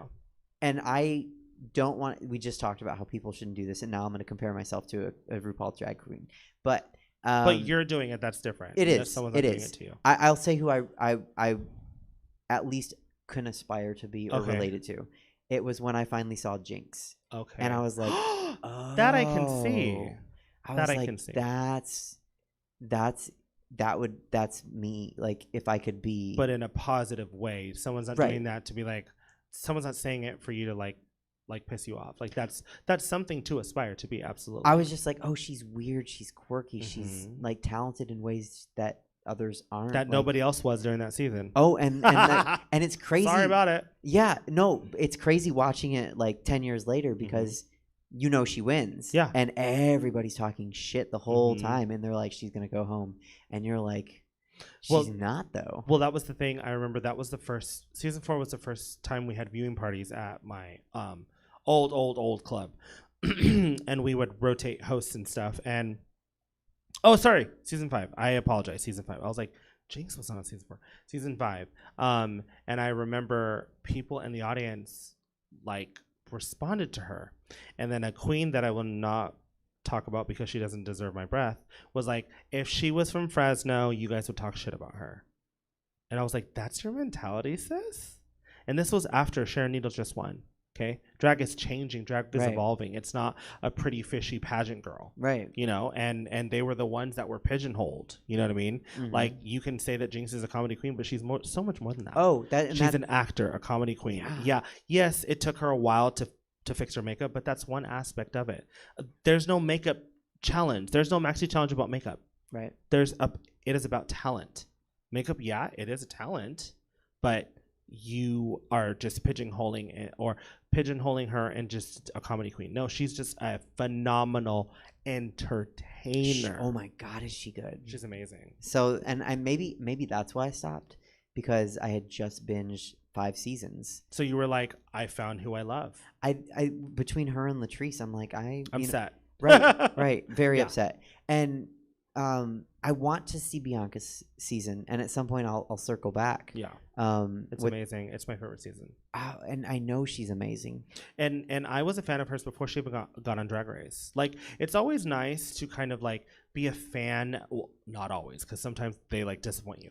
But it was always cool because season 3 with Raja, I was a fan of Sutan. Because I was a binge watcher of America's Next Top Model. I loved America's Next Top Model. So when I saw him on Drag Race, I was like, oh my God, I know you. And then with Bianca, I had searched her on YouTube, and I found her really fucking funny. Right. And I loved her makeup. And this was around the time that makeup like that wasn't really a thing. It was, again, pretty blended, gorgeous. That's fine. But I was like, I really like her kind of, you know, her makeup at the time was very 60s inspired, you know? And I loved her. So I was like, she's literally going to win. I predicted Raja and I predicted Bianca. Those are the only winners that I predicted. Every single other season, I was like, well, that didn't go. Because I slept on Jinx. I think everyone kind of slept on Jinx. Right. You know, and to me, a compelling story on Drag Race, kind of anywhere, a compelling story is starting from the bottom, now you're here.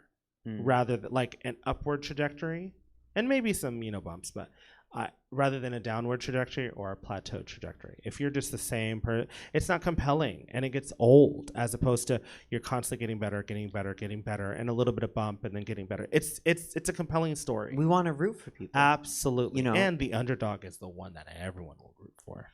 Well, and yeah, I mean, I don't know. I guess I fell in love. Like, I love her with her as a performer. Like, it's just, she's so amazing.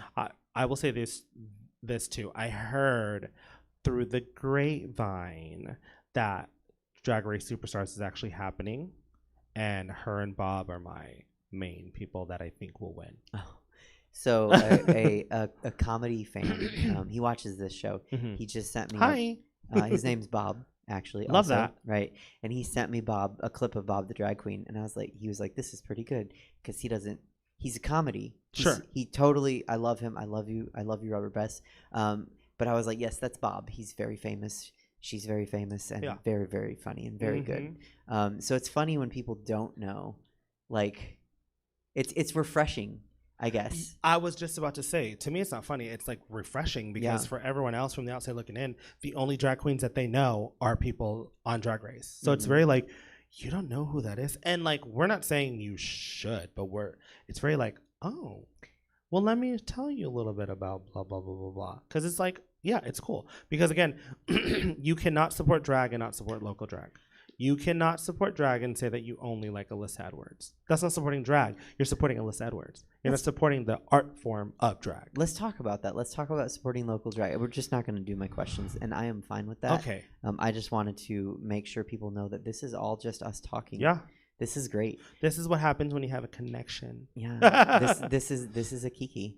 Absolutely. Yeah, and people should be careful when just look up Kiki. Yeah. Because sometimes Don't put an A in it. Don't yeah, put an sometimes A in my it. straight friends are like, it's a kike, and I'm like, nope, No, that's a different thing. Obviously That would different. not be televised. Mhm. So, supporting local drag, and I Mhm. think maybe that's one way that I don't want to say I'm unique because I know other people are like this, but my favorites, my Mhm. favorite drag queens are Local entertainers. yeah, my favorite comedians are people that I know and worked with that I get to watch struggle or succeed. Mhm. Like I don't do I love Dave Chappelle? Yeah. Duh. You know, Natasha Leggero? Sure. But like I don't I love her. she's amazing. Yeah. That's who I want to be as a comedian. I love that for you. And well, I don't know if I'll ever get there, but that's not self-deprecating. That's No, just that's saying just she's aspiring. amazing. Yeah. I love them both, but like Chelsea, the comedian that's on the show, she's one of my favorites. Mhm. Another one of my favorites, I don't know why he just called me. He knows I have a show, but he just called like 20 minutes ago. But it's like, same with drag. Like, I want to support the people that are, because what is the difference? I think I asked this to Helen. What's the difference between you performing today, right, and Venus Delight? Mhm. Like, you're better, Yeah. you know? But it's the having that title in front of it. Sure. It's that entitlement. It's the and I don't know if you ever saw it, but Jasmine Masters posted a video. I didn't agree with everything she said, but Jasmine Masters started RuPaul's Drag Race has fucked up drag, and what she said by that is not that. What? Okay, how about this? Her delivery was bad because basically she said her type of drag is the only drag. That's not what I think she was trying to get across. Mm-hmm. But I think what she was saying was now that there's a quote unquote standard that every single local queen has to have a coiffed up do, has to have a stone gown to the floor, has to have new stuff every single time. And that's because to the people that just have I mean, everyone has a YouTube video or sees Drag Race. Like, well, not everyone, but most people in our community, they do. And so what they're doing is they're thinking that that is the only form of drag. Right. And how you said you should be able to kind of like relate to someone. So if someone is relating to Bob, they feel like every single queen should be like Bob in order for them to like them, and that's not okay because what, like we said originally, you cannot fake. So if you're wanting everyone to be the same, is anyone really being original? Right. Well, You know? and that's why I appreciate Mercury so much because she shows other people that aren't as educated. Drag aficionados, sure. Right. That like, oh, this can be drag too. And I love my show. I was telling you about it on the way over. It's called Queens in Comedy, and I love when, because half the crowd comes. It's funny. It's so cool. Half the crowd comes to see the drag queens, and then they see live comedy for the first time, and or maybe not the first time. Maybe they've seen bad live comedy, and it's turned them off, and they're like, oh wow, this is good. But then the same thing happens with drag. Like people will come to see the comedians, and they'll see. Like I had some comedy friends in the crowd today, right? And that's one of the ones that I told you was like, oh, she was amazing. Yeah. Like they've never seen live drag, and it's so intensely amazing. Right.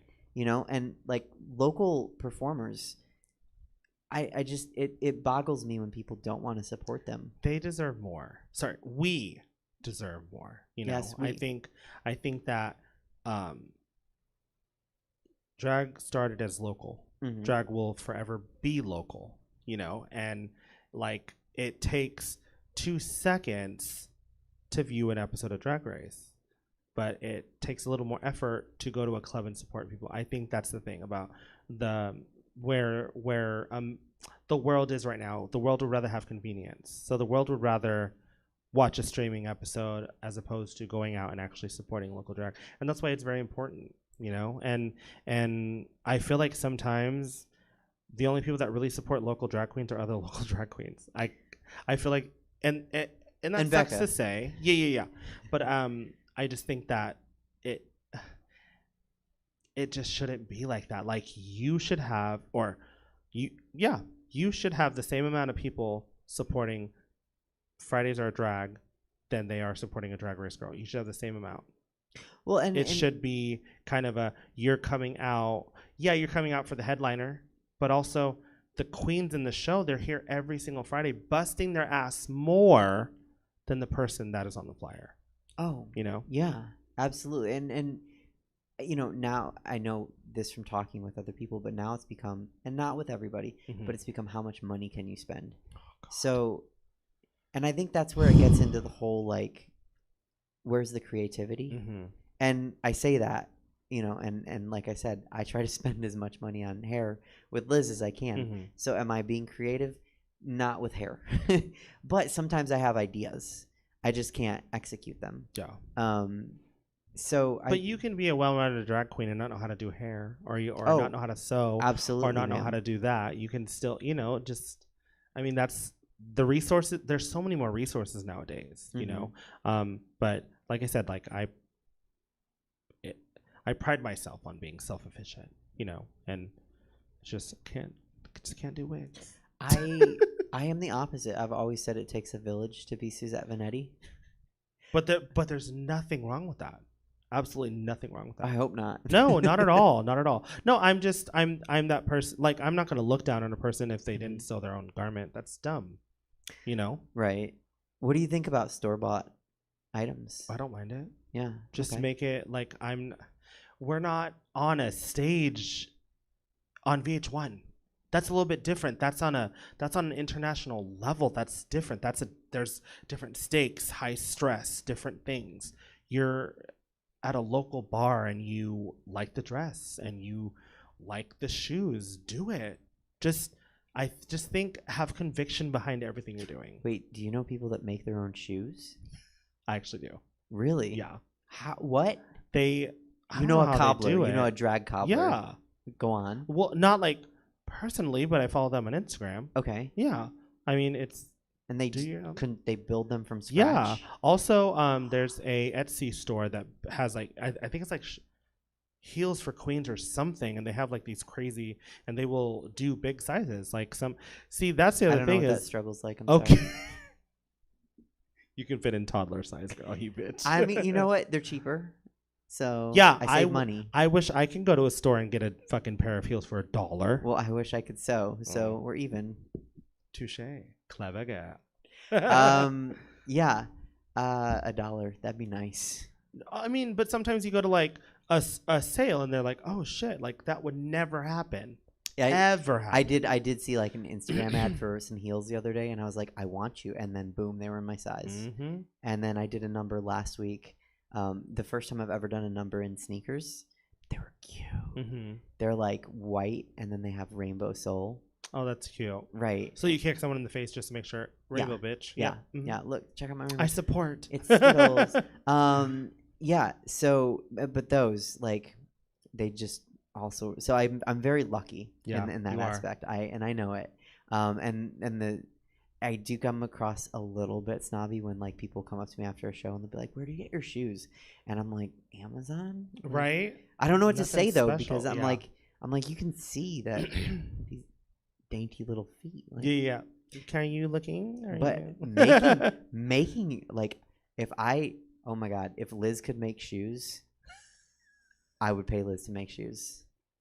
I would trust. 'Cause I Shout out trust to her you, with Liz. everything. This entire show is sponsored by Liz. Oh, she has a credit in the show. Yeah. Oh, There's really? Credits, there's credits that I roll. love that. And Suzette's hair, Liz, Love that. because credit where credit is due, right? Mm-hmm. Well, and I think that's another reason that maybe, and perhaps I'm a bit too self-deprecating, but I also want to give so much credit to the people I work with on a weekly basis. Sure. If not for, and I know sometimes I can be too much, like, help me pick this, and it's like, girl, pick your own stuff. Yes. But at the same time, like doing a show with them, with you, it's sink or swim, Mm-hmm. and it's like get better or don't. But do But one. again, your strength is your strength, and everyone else's, for sure, Yeah. for sure. But again, credit where credit is due. Yeah. Working with you're the company you keep, right? Mm-hmm. So like Kara must be good because you guys are tight. Well, we became friends when she was trash. Oh, okay. Well, were you not trash then? I'm totally kidding. No, but I'm not. I don't think she watches this show. I don't think I'm one of those people, though. I don't think I surround myself with people for a specific reason. I hope. No, But not for a specific reason, I but just don't think that like I like surround. I mean, I think what you're trying to say is surround yourself with like-minded people. no. Oh. No. Okay, What I'm saying great. is, so like, yeah.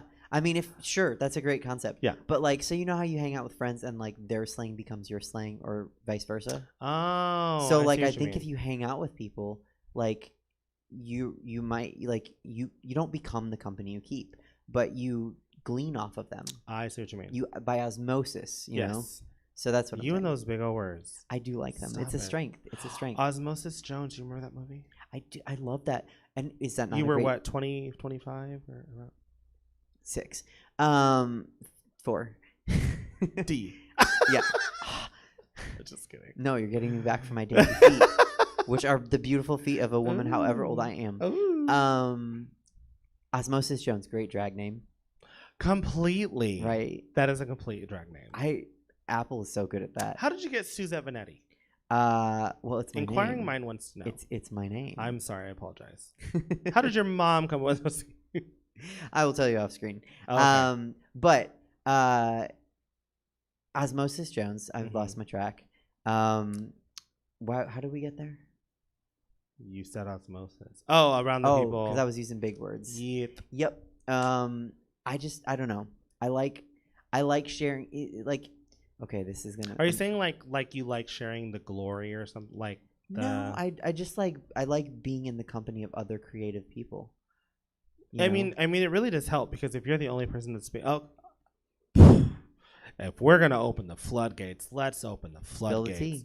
The show that I was with for 6 years, I felt like I was the only one putting in effort, and I was the only one delivering. So that's why I left, because I felt like I wasn't around like-minded people, and I felt like I was kind of like, why are we getting paid the same? Why are we in the same show? Why are we on the same level when I'm the only one putting in effort? And I've talked about this before. It is what it is, but that's a real fact. And then you kind of find your tribe, and you kind of stick to that, and you help each other. Like I call her my Gigi, who does my hair. I call her like my unofficial drag daughter, because I've helped her a lot, and I've with makeup or with costumes or stuff like that, and it's a tit for tat kind of situation. But yeah, I think finding your tribe, like that's a commonly used phrase, right? Yeah. Us older women, we don't know the young slang, okay? But I think that's what I mean. Yeah. Because it pushes you to be more creative and absolutely work harder. Absolutely.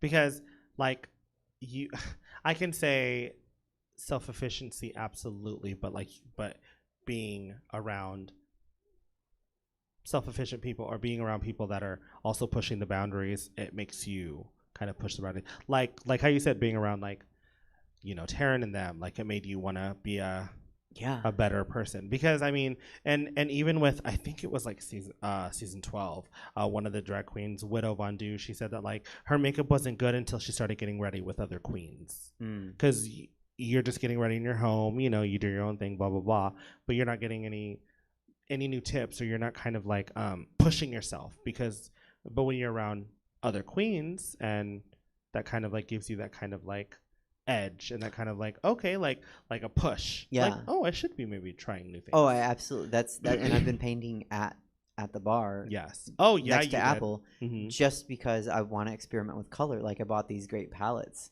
and I'm like, well, I only smoky eye. So I mean, you can still smoky eye, just change the color. Sure, right. Because you like your, I'm sure you like your shape. Like your shape suits your face. I think. I mean, no, it does. Okay, I was gonna say you are a makeup goddess. Yeah. Okay. It changed. Just change the color. So yeah, my drag mom described the smoky eye that she taught me as a beige rainbow, right? And so it's like you can make like a pink rainbow, or you can make a green rainbow. But I like that your eye goes out. I think it's complementary to your eyes. Thank you. Yeah. I've added some things on my own, almost from which you should messing up. Oh my God, sometimes that is the only way to learn. Right. It's just to fuck up. But then like sometimes you fuck up and it's good, Mm-hmm. and you're like, oh yeah. And then you don't. At least me, I didn't know until I saw a picture, and I was like, Oh, that worked out. Oh. Yeah. And then it's that back to worked. like, how did I do that? Oh my God. Don't you hate that when like you just feel yourself one night? You're just like, oh my God, I'm a goddess. And then you're like, I'm going to try to recreate it. And then it never happens the same. Oh, I was agreeing with just you feel yourself and then you look back and you're like, oh, because definitely in year 2 you look at year 1 and you're like, well, and then year 3 you look at year 2 and you're like, nah. It's Yeah. crazy. And it's crazy to think like now, like we're sitting here and you'll look back at this and you'll be like, maybe you won't. Maybe you'll be like, no, I was fantastic. Yeah. But I'll look back and I'll be like, oh, hopefully I have grown. So but that's the thing is teaching, like learning. You're not gonna like, I'm not gonna learn how to get better at something without visually seeing it. Like someone telling me yes is gonna put it on my radar, but me seeing it myself, that's what's gonna make me change it. So you're also a medium. Yes. I see ghosts as well. Dead people? No. I definitely see. You're a visual learner. I am a visual learner. No, I actually am a visual learner because I can like replicate things. And right. Like totally I was gonna say, Marvel, like Echo or Taskmaster. So you're the Taskmaster of drag. I do want to see Black Widow. I want to see it. That's so coming bad. out next month. Yeah. No, I'm like, I just finished Falcon and I'm sorry. I haven't seen the final episode. Don't ruin it. I will not ruin it. Okay. I finished Falcon and the Winter Soldier.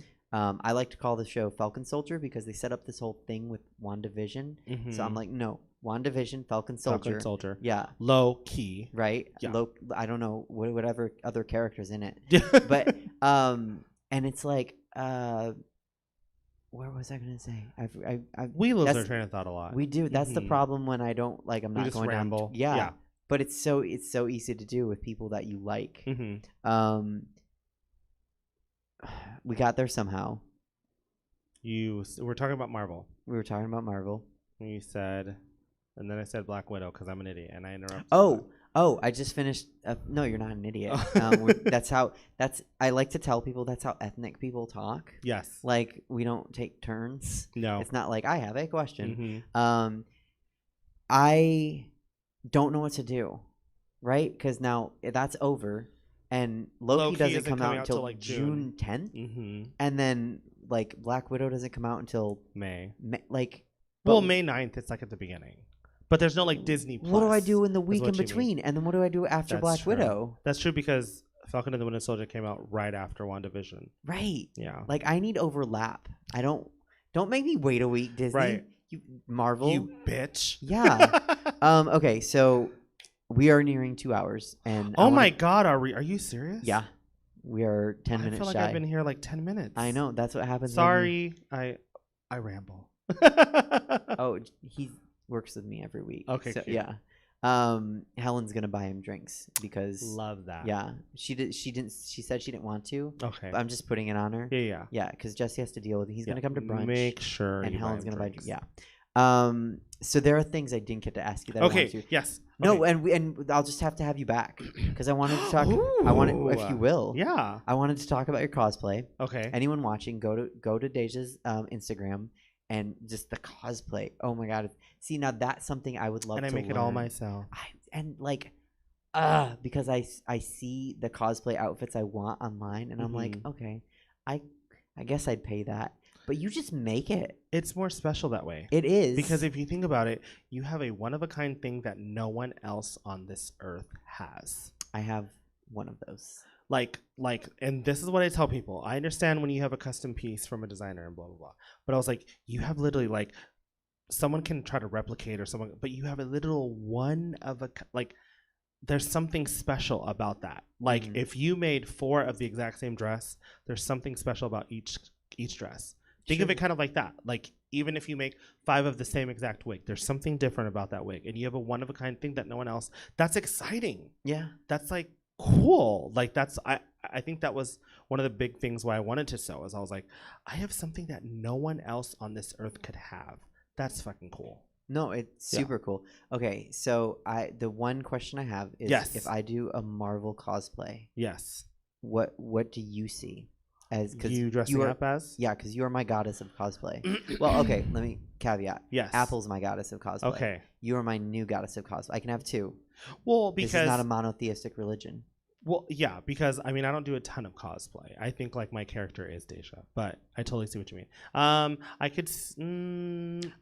Okay, hold on.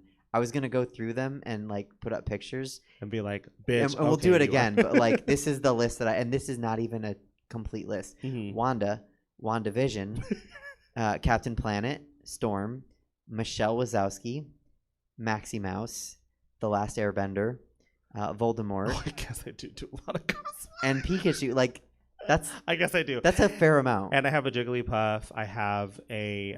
I did a Despicable Me. A Minion. Okay, I get. No, but you sitting here across from me like I don't do cosplay. But see, here's the thing: is whenever I was mid like maybe 4 to 5 years, I did a lot of characters, and I think I was kind of like trying to put myself into that kind of thing, and then I kind of got more, I guess, conceptual, and then now I'm kind of in that thing where I can kind of do whatever the fuck I want, and I'm a huge Marvel fan, like ginormous Marvel fan. My biggest inspiration, one of my biggest inspirations for drag has been Storm.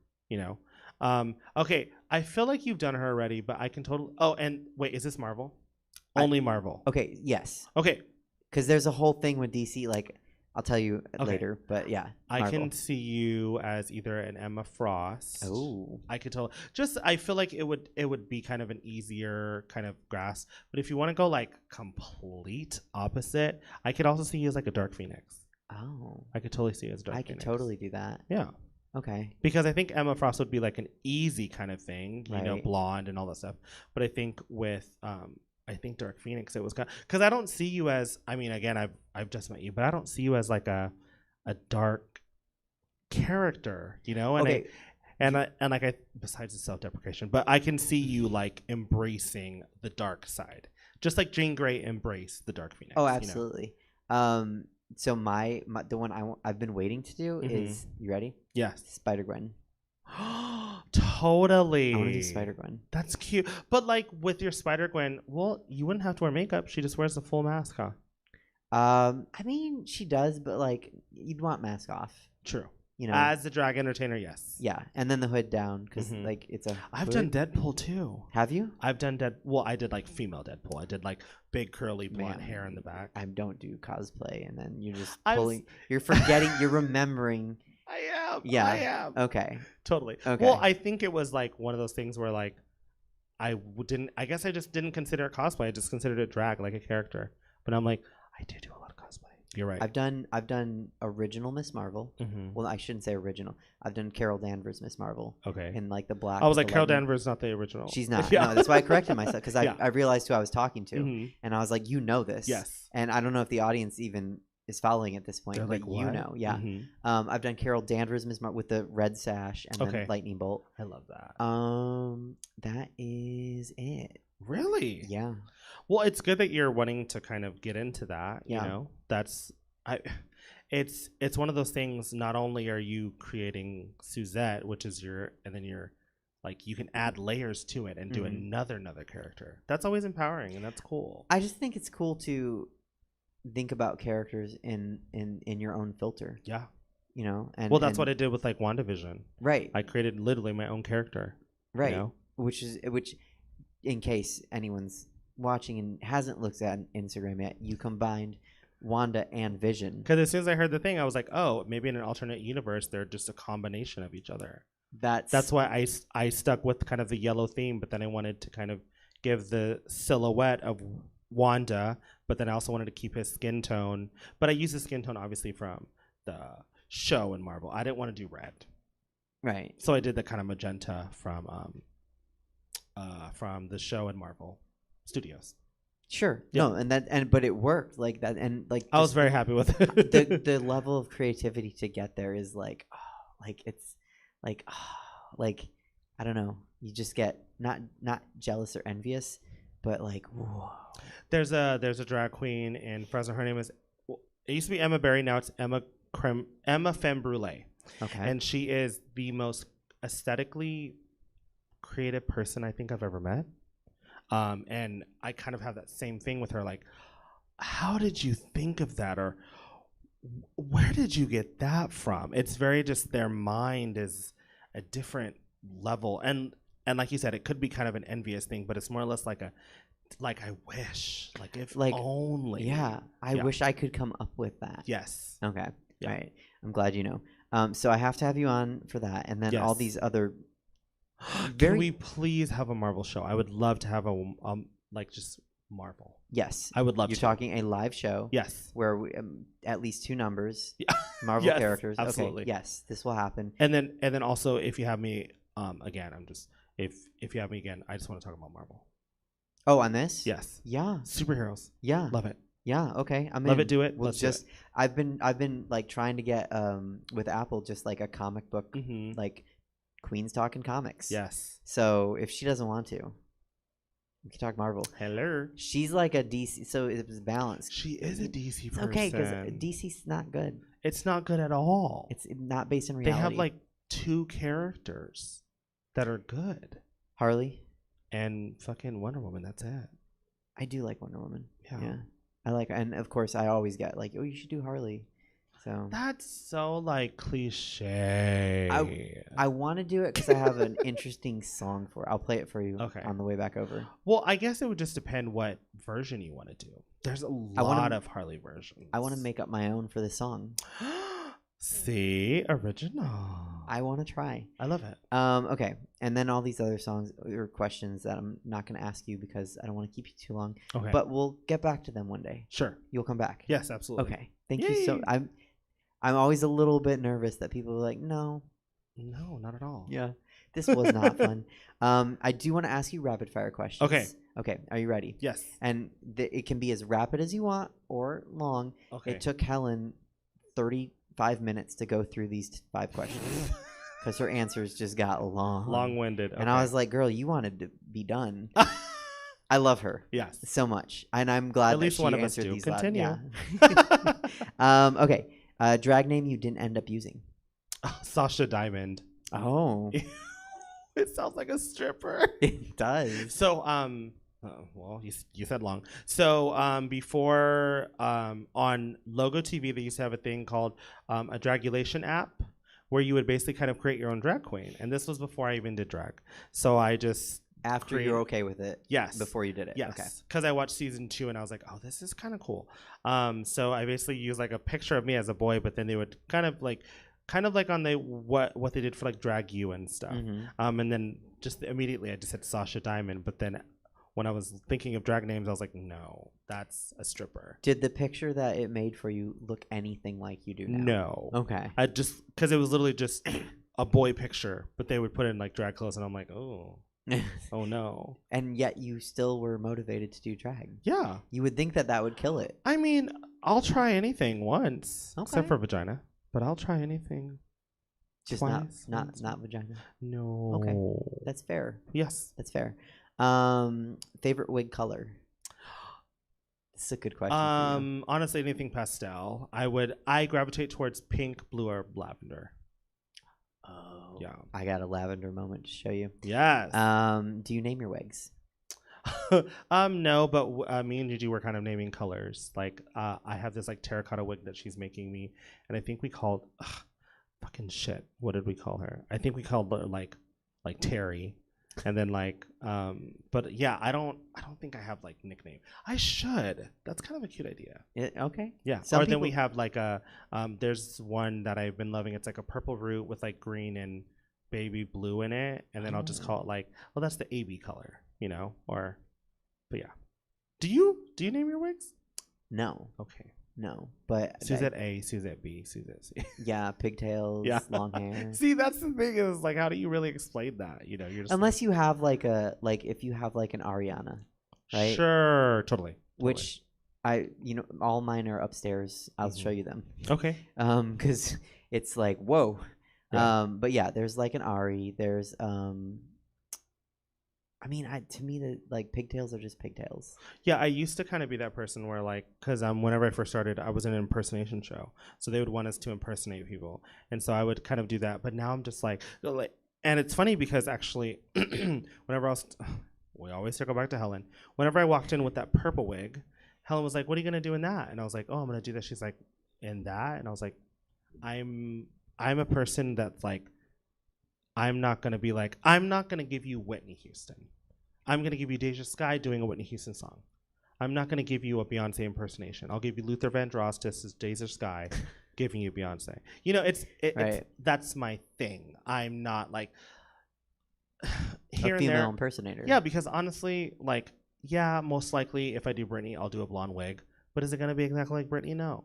You know, it's just like that's my entity. DeJa Skye's my entity. So I'm going to do it as I would do it. And I kind of think that's the new generation. The old generation was very impersonation. Right. I mean, whether or not I want to, like, I think I'm with you because, like, if I did Britney today, I don't think I've ever seen Britney in crimped hair. But you did Suzette doing Britney. I was like, that's what this number needs. Sure. Okay. When you put on a bra, do you clasp it in the front and spin it around, or do you do the weird unnatural arm thing and clasp it in back? I actually cut off the clamp. I actually sew elastic to it, and that way I can just put it on, so I don't need help or anything. There are so many women watching this show right now, like you should going back, and they're like, "Wait, what?" Also, because I am I like my cup size. I like double D, but I am a bigger girl. I usually can't really find a lot of bras my size. And then if I hate having to like really pinch it down because then you get rolls and you get kind of stuff like that. So I'd rather just do elastic than boom on, boom off. How high is too high for high heels? I'm a big bitch. Okay. So I can do like a pleaser stripper heel as long as the arch is not high. Like to me, it's not the heel height, it's more the arch. So I can't have like a kind of like that. I think like my arch just can't be very high. Like, cause I can do freaking settles up to here as long as the arch is not crazy. So what's the tallest platforms you can do? My Skye. It's funny. They're actually called pleaser skies. I think that's like a 8-inch platform. Oh, that's too much for me. But the arch is not high. No, but so they're pretty comfortable. Cause I like you saw my shoes today. Like I'll do whatever. But I have some 7-inch heels, and I'm like, nope. Yeah, those are death. Well, I mean, that's the difference between I would never wear those to perform in, but I could totally wear them to like walk around in. Okay. You just got to be smart about that kind of stuff.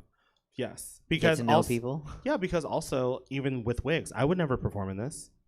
I perform in something small, kind of out of my face, or maybe like to the back. But I would, I take care of my wigs. I spent a lot of money on them, so I want to make sure that I maintain them. Sure. So, yeah. Been learning how to do that. Yes. For 6 months. What is your favorite show or venue? What's your favorite show to perform in? Recurring show? Makeup and Mimosas. Oh, thank you. Honestly, I have had the most fun I've had in a very long time, but I do love like Beau. I love Illusions by Celia, has been fun. And then hopefully Splash Fresno. Well, I am grateful that you had so much fun today. It was a blast. And honestly, like half was accredited to the audience, but half was accredited to just us kicking in the back. It was fun. That is new for me. Like I've heard that from other queens, and because like usually the shows that I am part of like is really chill. Yeah. And I just found out that like some drag shows aren't really chill. And I was like, oh. Yeah. Well, I mean, but that's that thing is like how I said that drag queens will naturally go to cattiness or being mean. Oh, no, we have a great dressing room. No, absolutely. Well, that's what I'm saying. It was literally just like being with family, you know? I try to think that, and people have told me this. They said like they love going or they love being a show with me because I'm just carefree and I'm just like cracking jokes and stuff. And shout out to you, Hazard Strange. She actually said that when she goes to other places, they're like there's this drag queen in Fresno, her name is DeJa Skye, and like she's like the best to be in the back with. And like that's good. Again, like I think it's good to have respect from your peers, and it's also great to have respect from the audience as well. So you just be a good fucking person. Be a good person. Yeah. Just be a good person. Yeah. What's your favorite venue? Do you have you kind of named a venue? Yeah, I've already. Yeah. Okay. What's your favorite song to perform to? Can I say a couple? Sure, I can. Yeah. Don't Rain on My Parade from Glee. I love I Should Have Cheated by Keisha Cole. And I also love my boy band mix. So I do a mix with NSYNC and Backstreet Boys mixed together. And you just for people watching that don't know, it's NSYNC and Backstreet Boys themselves, not covers. No, they are them. Okay. Yeah. Like yeah, they are them. I will go back and forth. It'll be like NSYNC song, Backstreet Boys song, NSYNC song. And that's okay with drag. Like you can do. I love doing boy songs. There's no rules when it comes to drag children. No rules at all. And if someone puts a rule on you, they're fucking crazy. But people can put rules on themselves. Sure. But you don't have to. You can do whatever you want. Absolutely. Okay. Like I love doing a male kind of song, and it's kind of like that juxtaposition of like, oh, she's looking like this, but she's doing like I love that. I love that kind of like, oh, okay, didn't expect that. You know? Okay. What is the funniest thing an audience member has ever said to you after a show? You can suck my dick anytime you want. And wow. He was hot. Oh, and did okay. I? All right. Yes, I did. Okay. Yes, I did. I was like, that's a weird offer. And I sure took it. Okay. Well, congratulations. He was hot, tall, dark chocolate. Do you have a favorite? This is a weird transition question to go to. Do you have a favorite LGBTQ activist? Suzette Veneti. Oh, thank you. You're welcome. Self-promotion. Okay. I don't feel and this is not deprecation. I don't know if that's deserved, but thank you. You're welcome. What's your favorite item on the gay agenda?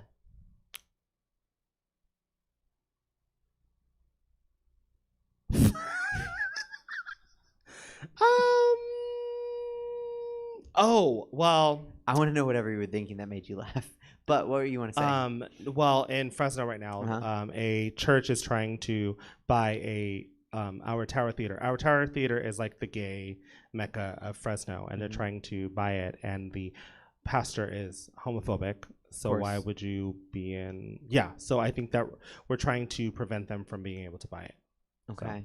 So that's preventing churches from buying gay landmarks. Not okay. If he came in right with a different attitude, it would have been different. It's the fact that he almost cackled at us for trying to fight for our protecting gay landmarks. Yes. Okay. And like because we and it's because of COVID. This would have never happened if it wasn't for COVID. They just weren't making money. So here's what's cool is normally it's a joke question and people are like brunch, glitter, sleeping in. Mm-hmm. That was actually like a really deep, good answer. Yeah. So thank you. Oh, you're welcome.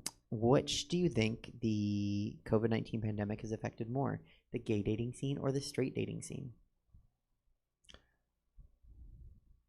Both. Oh, okay. Dating, just in general.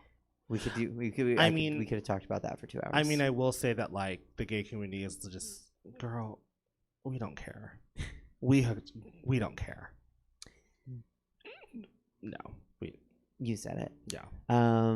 What is your favorite position to imagine straight people having sex in? Well, actually, the only people that I actually have sex with are straight guys. Oh, okay. So me. So that's the position. I am the position. Fetal. That answers the next question, which was, what's your favorite sex position with straight guys? Yes. Okay.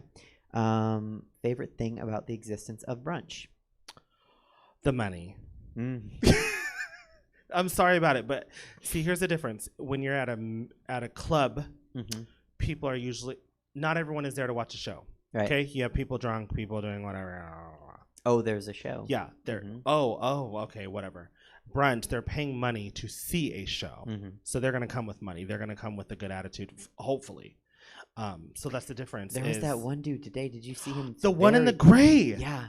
Girl, the entire time serious. He was like, yeah. And I wanted to, before Taryn did thank you again for Badland Sacramento Making Mimosas for making my birthday special. That cake is amazing.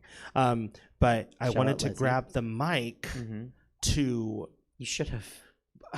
But then she started singing his happy birthday, so I was like, well, that's gonna ruin the mood. But yeah, this guy was literally like, and inside, then don't be here. Go away. He was probably living inside. Nope. No. Nope. Because that happens at comedy, where like you'll do a set and like nobody laughs or claps, and then you walk off, and after people, and it happens in drag too. They're like, "Oh my God, you were so great," and it's like you should have told your face. No, I don't think it was that. I just think he was that judgmental gay. Oh, okay. Well, I don't know what he. I mean, I hope I never see him again. All right, I don't know what he was judging today. It was a great show. It was amazing. It was so good. These people. What? Okay. Do you cook or bake? I microwave. Okay, that's Or air fryer. That's- Love my air fryer. that's cooking. Mm-hmm. Okay, I know the answer to this. I'm just gonna ask because I ask everybody, DC or Marvel. Marvel. Yeah, duh. Hello. We're gonna do a Marvel Yeah. podcast. Someone is buying us shots at the bar. What are we shooting? I don't like the taste of alcohol, Mhm. so I usually get a Malibu or pineapple as a drink, or I like a wet pussy as a shooter. But it's just something fruity. I always say like okay, so here's my thing, and this is a PSA for anyone that wants to buy me alcohol. Buy me a shooter. Don't buy me a shot because I will instantly throw up. So if you want to buy me a shot, just be like, make me something fruity like a shooter. But I will not drink straight up alcohol. I'm laughing because you were like, never will I try vagina. Never will I try vagina. I like wet pussies. As a drink. Right, as a drink. As a drink. Yes. As a drink. Okay, very important question. Toilet paper, over or under? Under. Really? Yes. Okay, we can still be Because friends. you're just pushing. Never mind. I misunderstood the assignment. Okay, toilet paper, over or under? Like hanging down? Under. Yeah, still under. Still under? Yes. Okay. Yeah. All right, we can still be friends, but I don't understand you. Do you have a favorite comedian? You said, yeah, Kathy Griffin. Okay. I also loved. I also love Lisa Lampanelli. Oh, Apple was asking me about her today. She's like, what happened to her? Yeah. No, I love her. I think she's so just like the worst kind of human being, but in all the right ways. Do you have a favorite drag queen? I used to love, until she was on season 3 of Dragula, I used to love Eva Destruction. Ask anyone I knew, Eva Destruction was my favorite drag queen of all time. And then I saw who she really was in season 3, and it kind of like changed it for me. So no, I don't have a favorite drag queen. Okay. Do you have a favorite drag king? I like Max Deco and Maximus Orgasmo. They're from Fresno. Cool. So. Those are names that we haven't heard Yeah. on the show. So thank you for Well, Clive Max, of course. but spotlighting. No, but like Yeah. we get Clive a lot when I Mhm. ask people because a lot of people are SAC based. Right. But those are cool. They're cool. And Cool shout outs. Maximus Orgasmo, another very creative person, and puts 150% into what they do. They'll put up props, and again, they don't get their like well deserved, because people are just like, what the fuck is this? You know, I want to see a coiffed wig, and I'm like, but they put so much effort into what they do. Like they don't just like there's drag queens that would be like, what am I gonna do today? Oh, I'll figure it out later. No, they will literally all week prepare for something. Okay. Yeah. That's where I was 4 months ago, and I've put some thought into it. Yeah. Oh, okay. I think I know the answer. This is just to make myself feel better, but you've done a great job of that. Who's your favorite drag princess? You. Oh, thank you. Ooh. I asked Apple, and she was like, "What she's Chi Rodriguez," and I was like, "Bitch, you That's cute outsmarted too. me." That's cute How too. did this is an antiquated question because I was asking all pandemic, and now we're kind of like pseudo getting out. Yes. What's the first thing you want to do post pandemic? Go to Disneyland. I've never been to Disneyland. Really? Yes. Okay. So I've always wanted to go to Disneyland, but I want it to be like fully open, and I want to get the experience. I don't want to do like, let's go to Disneyland and be able to just walk around and shop. No, I want the full bloody experience. You want to ride rides? Yes. Have fun. Absolutely. Disneyland, not World. Mm-hmm. Okay. Yeah. Disneyland. I want to start there, and then, baby steps. Yeah, I mean, you should take over a land before a world. Like, it's just logical. That's what Columbus did. Are you gonna bring infect blankets to Disneyland? DeJa, that's all my questions. Oh yay! Thank you so much. Of course. Thank Thank you for fun. having me. Absolutely. Do you want to hang out while we get to the last contributor? Sure. I mean, we only had one contributor today. Okay, cool. We'll talk to him. He's a local comic. He fails at everything he does. Yeah, he's not very good. All right. He helps me with the show. Okay. But David Shapiro, are you there, David? Hey, Suzette. Just Hi. trying to get Mario in frame here. Maybe it's the angle. That's better. Such a dour Mario today. Anyway, enough playing with this giant Mario. Okay, That there we sounds go. valid. That's good enough, right? How are you? I'm okay. And, How are you? Hey, you have a guest that I have not met, but I admire her work, Miss DeJa Skye. Miss DeJa Skye, how are you? I'm doing great. How are you? That's great. It's Not very really nice an to answer. virtually meet you. Yeah. You know what? Fuck Suzette. I don't like her anyway. She's tired. She's haggard looking. She's not good at what she does. I would like to ask you, Miss DeJa Skye, some questions about cosplay. Would that be okay? I mean, sure. After you insulted. Okay, cool. Okay. So I should when cut him you off. like, how do you start cosplay? Like, how? Like, what inspires you? Anything, movies, music, other drag queen, like anything can really inspire you. So Okay, cool. And then when it comes to making costumes, do you prefer like made costumes or like do you make your own or do you prefer to buy them? Oh no, I make all my own costumes, but I will, if there's a dress in the store that fits me, I'm like, Okay. $2. Yeah. All right. So I want to cosplay. I want to cosplay like Spider-Man or something Marvel. I would like to do Marvel. that. Yeah. And I will have to message you and maybe get some tips and pointers Sure. on cosplay because your cosplay is fantastic. You're amazing. It's you. every week Suzette has guests that are far better than she is at everything. And today is That's no not nice. exception. He's not wrong. As you are He's an not amazing performer, an amazing talent, amazing drag queen, and she's just Suzette. So, not my favorite. So thank you Not mine for your either. input. I really appreciate it and your answers and your guidance. Okay. Thank you so much. Suzette, Yeah. I want to ask you. Uh-huh. I heard you have a show at Sacramento Punchline coming up on May 23rd. Yeah. Is that right? Mm-hmm. Yes. Well, I heard that. Mhm. And I was just wondering if I could be in your show. No. Well, why not? Because I don't like you like you don't Ma'am. like me. Check your ego, if you don't mind. You check Yeah. yours, sir. So, comedy's coming back. Uh-huh. Punchline's opening. The Yeah. Laughs Unlimited has been open. Mm-hmm. Open mics might be starting again. Mm-hmm. So I'm excited for comedy to come back. I want to do comedy. I would like to do comedy again.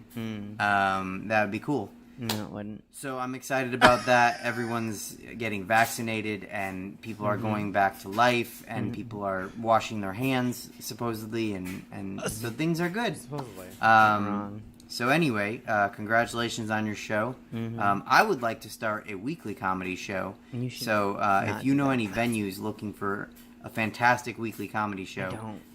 please don't hesitate to let me know I won't. if you could do that. No. It definitely won't. Yeah, because I miss telling jokes on stage. What you were doing wasn't Oh, jokes. I miss that. Anyway, You're a joke. Yeah, it's gonna be a quick one today, Suze. Uh-huh. I'm really mad that I didn't get to come on last week and tell Helen Heels how much more I like her than you, especially Said after no she one said ever. nice things about me, and you did not, No, I and didn't. I wanted to say them back to her. So when you see her next, please pass along that she's Okay. great and Okay. better than you, Okay. and So much, sir. yeah, I sat there for however long, an hour and a half, and then 2 hours, and you bumped me. We didn't today, though. That's so not nice. I focus don't on have the a show, present. but if I did, Uh-huh. I wouldn't bump you probably. I wouldn't do your show. Yeah, I want to interview people. I want to do like a podcast, not like a video thing, because that's a lot of work, Okay. and you unfairly fatigue everybody. So just like a podcasty thing would be cool. I might look into that. Yeah. You don't inspire me. Oh. I just want to do better than you. is all. Okay. So, anyway, Good to have goals. Miss DeJa Skye, it was a delight and an honor to get to visit with you Wish I could say the same. through this, and I hope to catch a show of yours one day. And I will Suzette, gladly take your money. Take money. Yeah. Yeah. I don't.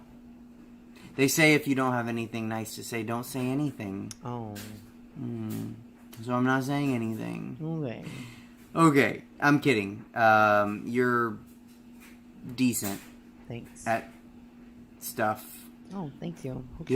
You have nice teeth. I like your teeth. Mhm. They're good teeth. Okay. Well, that's Um, nice. Yeah, I do. I admire your teeth, Suzette. Yeah, teeth, like tooth, no, we- plural. Oh, Yeah. just one. Anyway, this has gotten weird. Yeah. So I'm gonna go. You're telling me. little bit. And take care. And if you're at the show tonight, maybe I'll see you. No. Okay, maybe I won't. Yeah. Good night. Good night. Okay. Well, that was awkward. Yeah. Yeah. I'm sorry. That's okay. Usually he's a little better with guests. Yeah. Anyhow, that's the show. Thank you, DeJa, for Of coming course. on. It was so much fun. And I can't wait to be back. You were the whole show, so there's no one else to thank except Jesse and Stab. Thank you, Jesse. By the way, your name and was under you the whole time with your Venmo handle Cute. and your Instagram. Love that. So people should reach out. They should follow. They should You tip. motherfucking better. Above my head is the information for Stab Comedy Theater.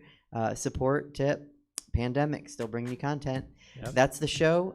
Next week, we'll be back 5:03 on May 2nd with Jake Bradley Rowe to talk about Sunburst, which is a charity for the big day of giving. So check it out next week. Thanks for tuning in.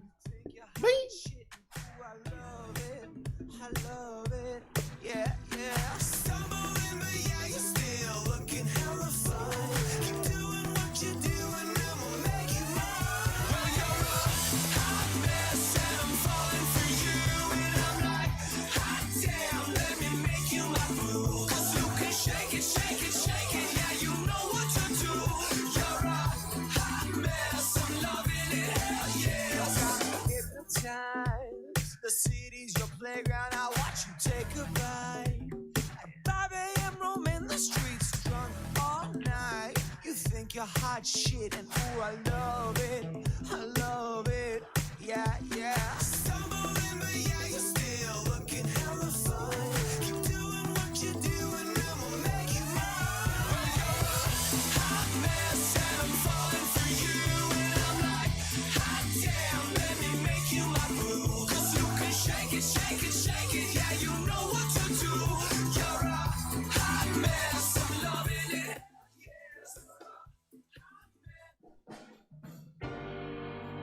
Baby, don't hurt me. Baby, don't hurt me no more. You gotta hurt me. Baby, don't hurt me.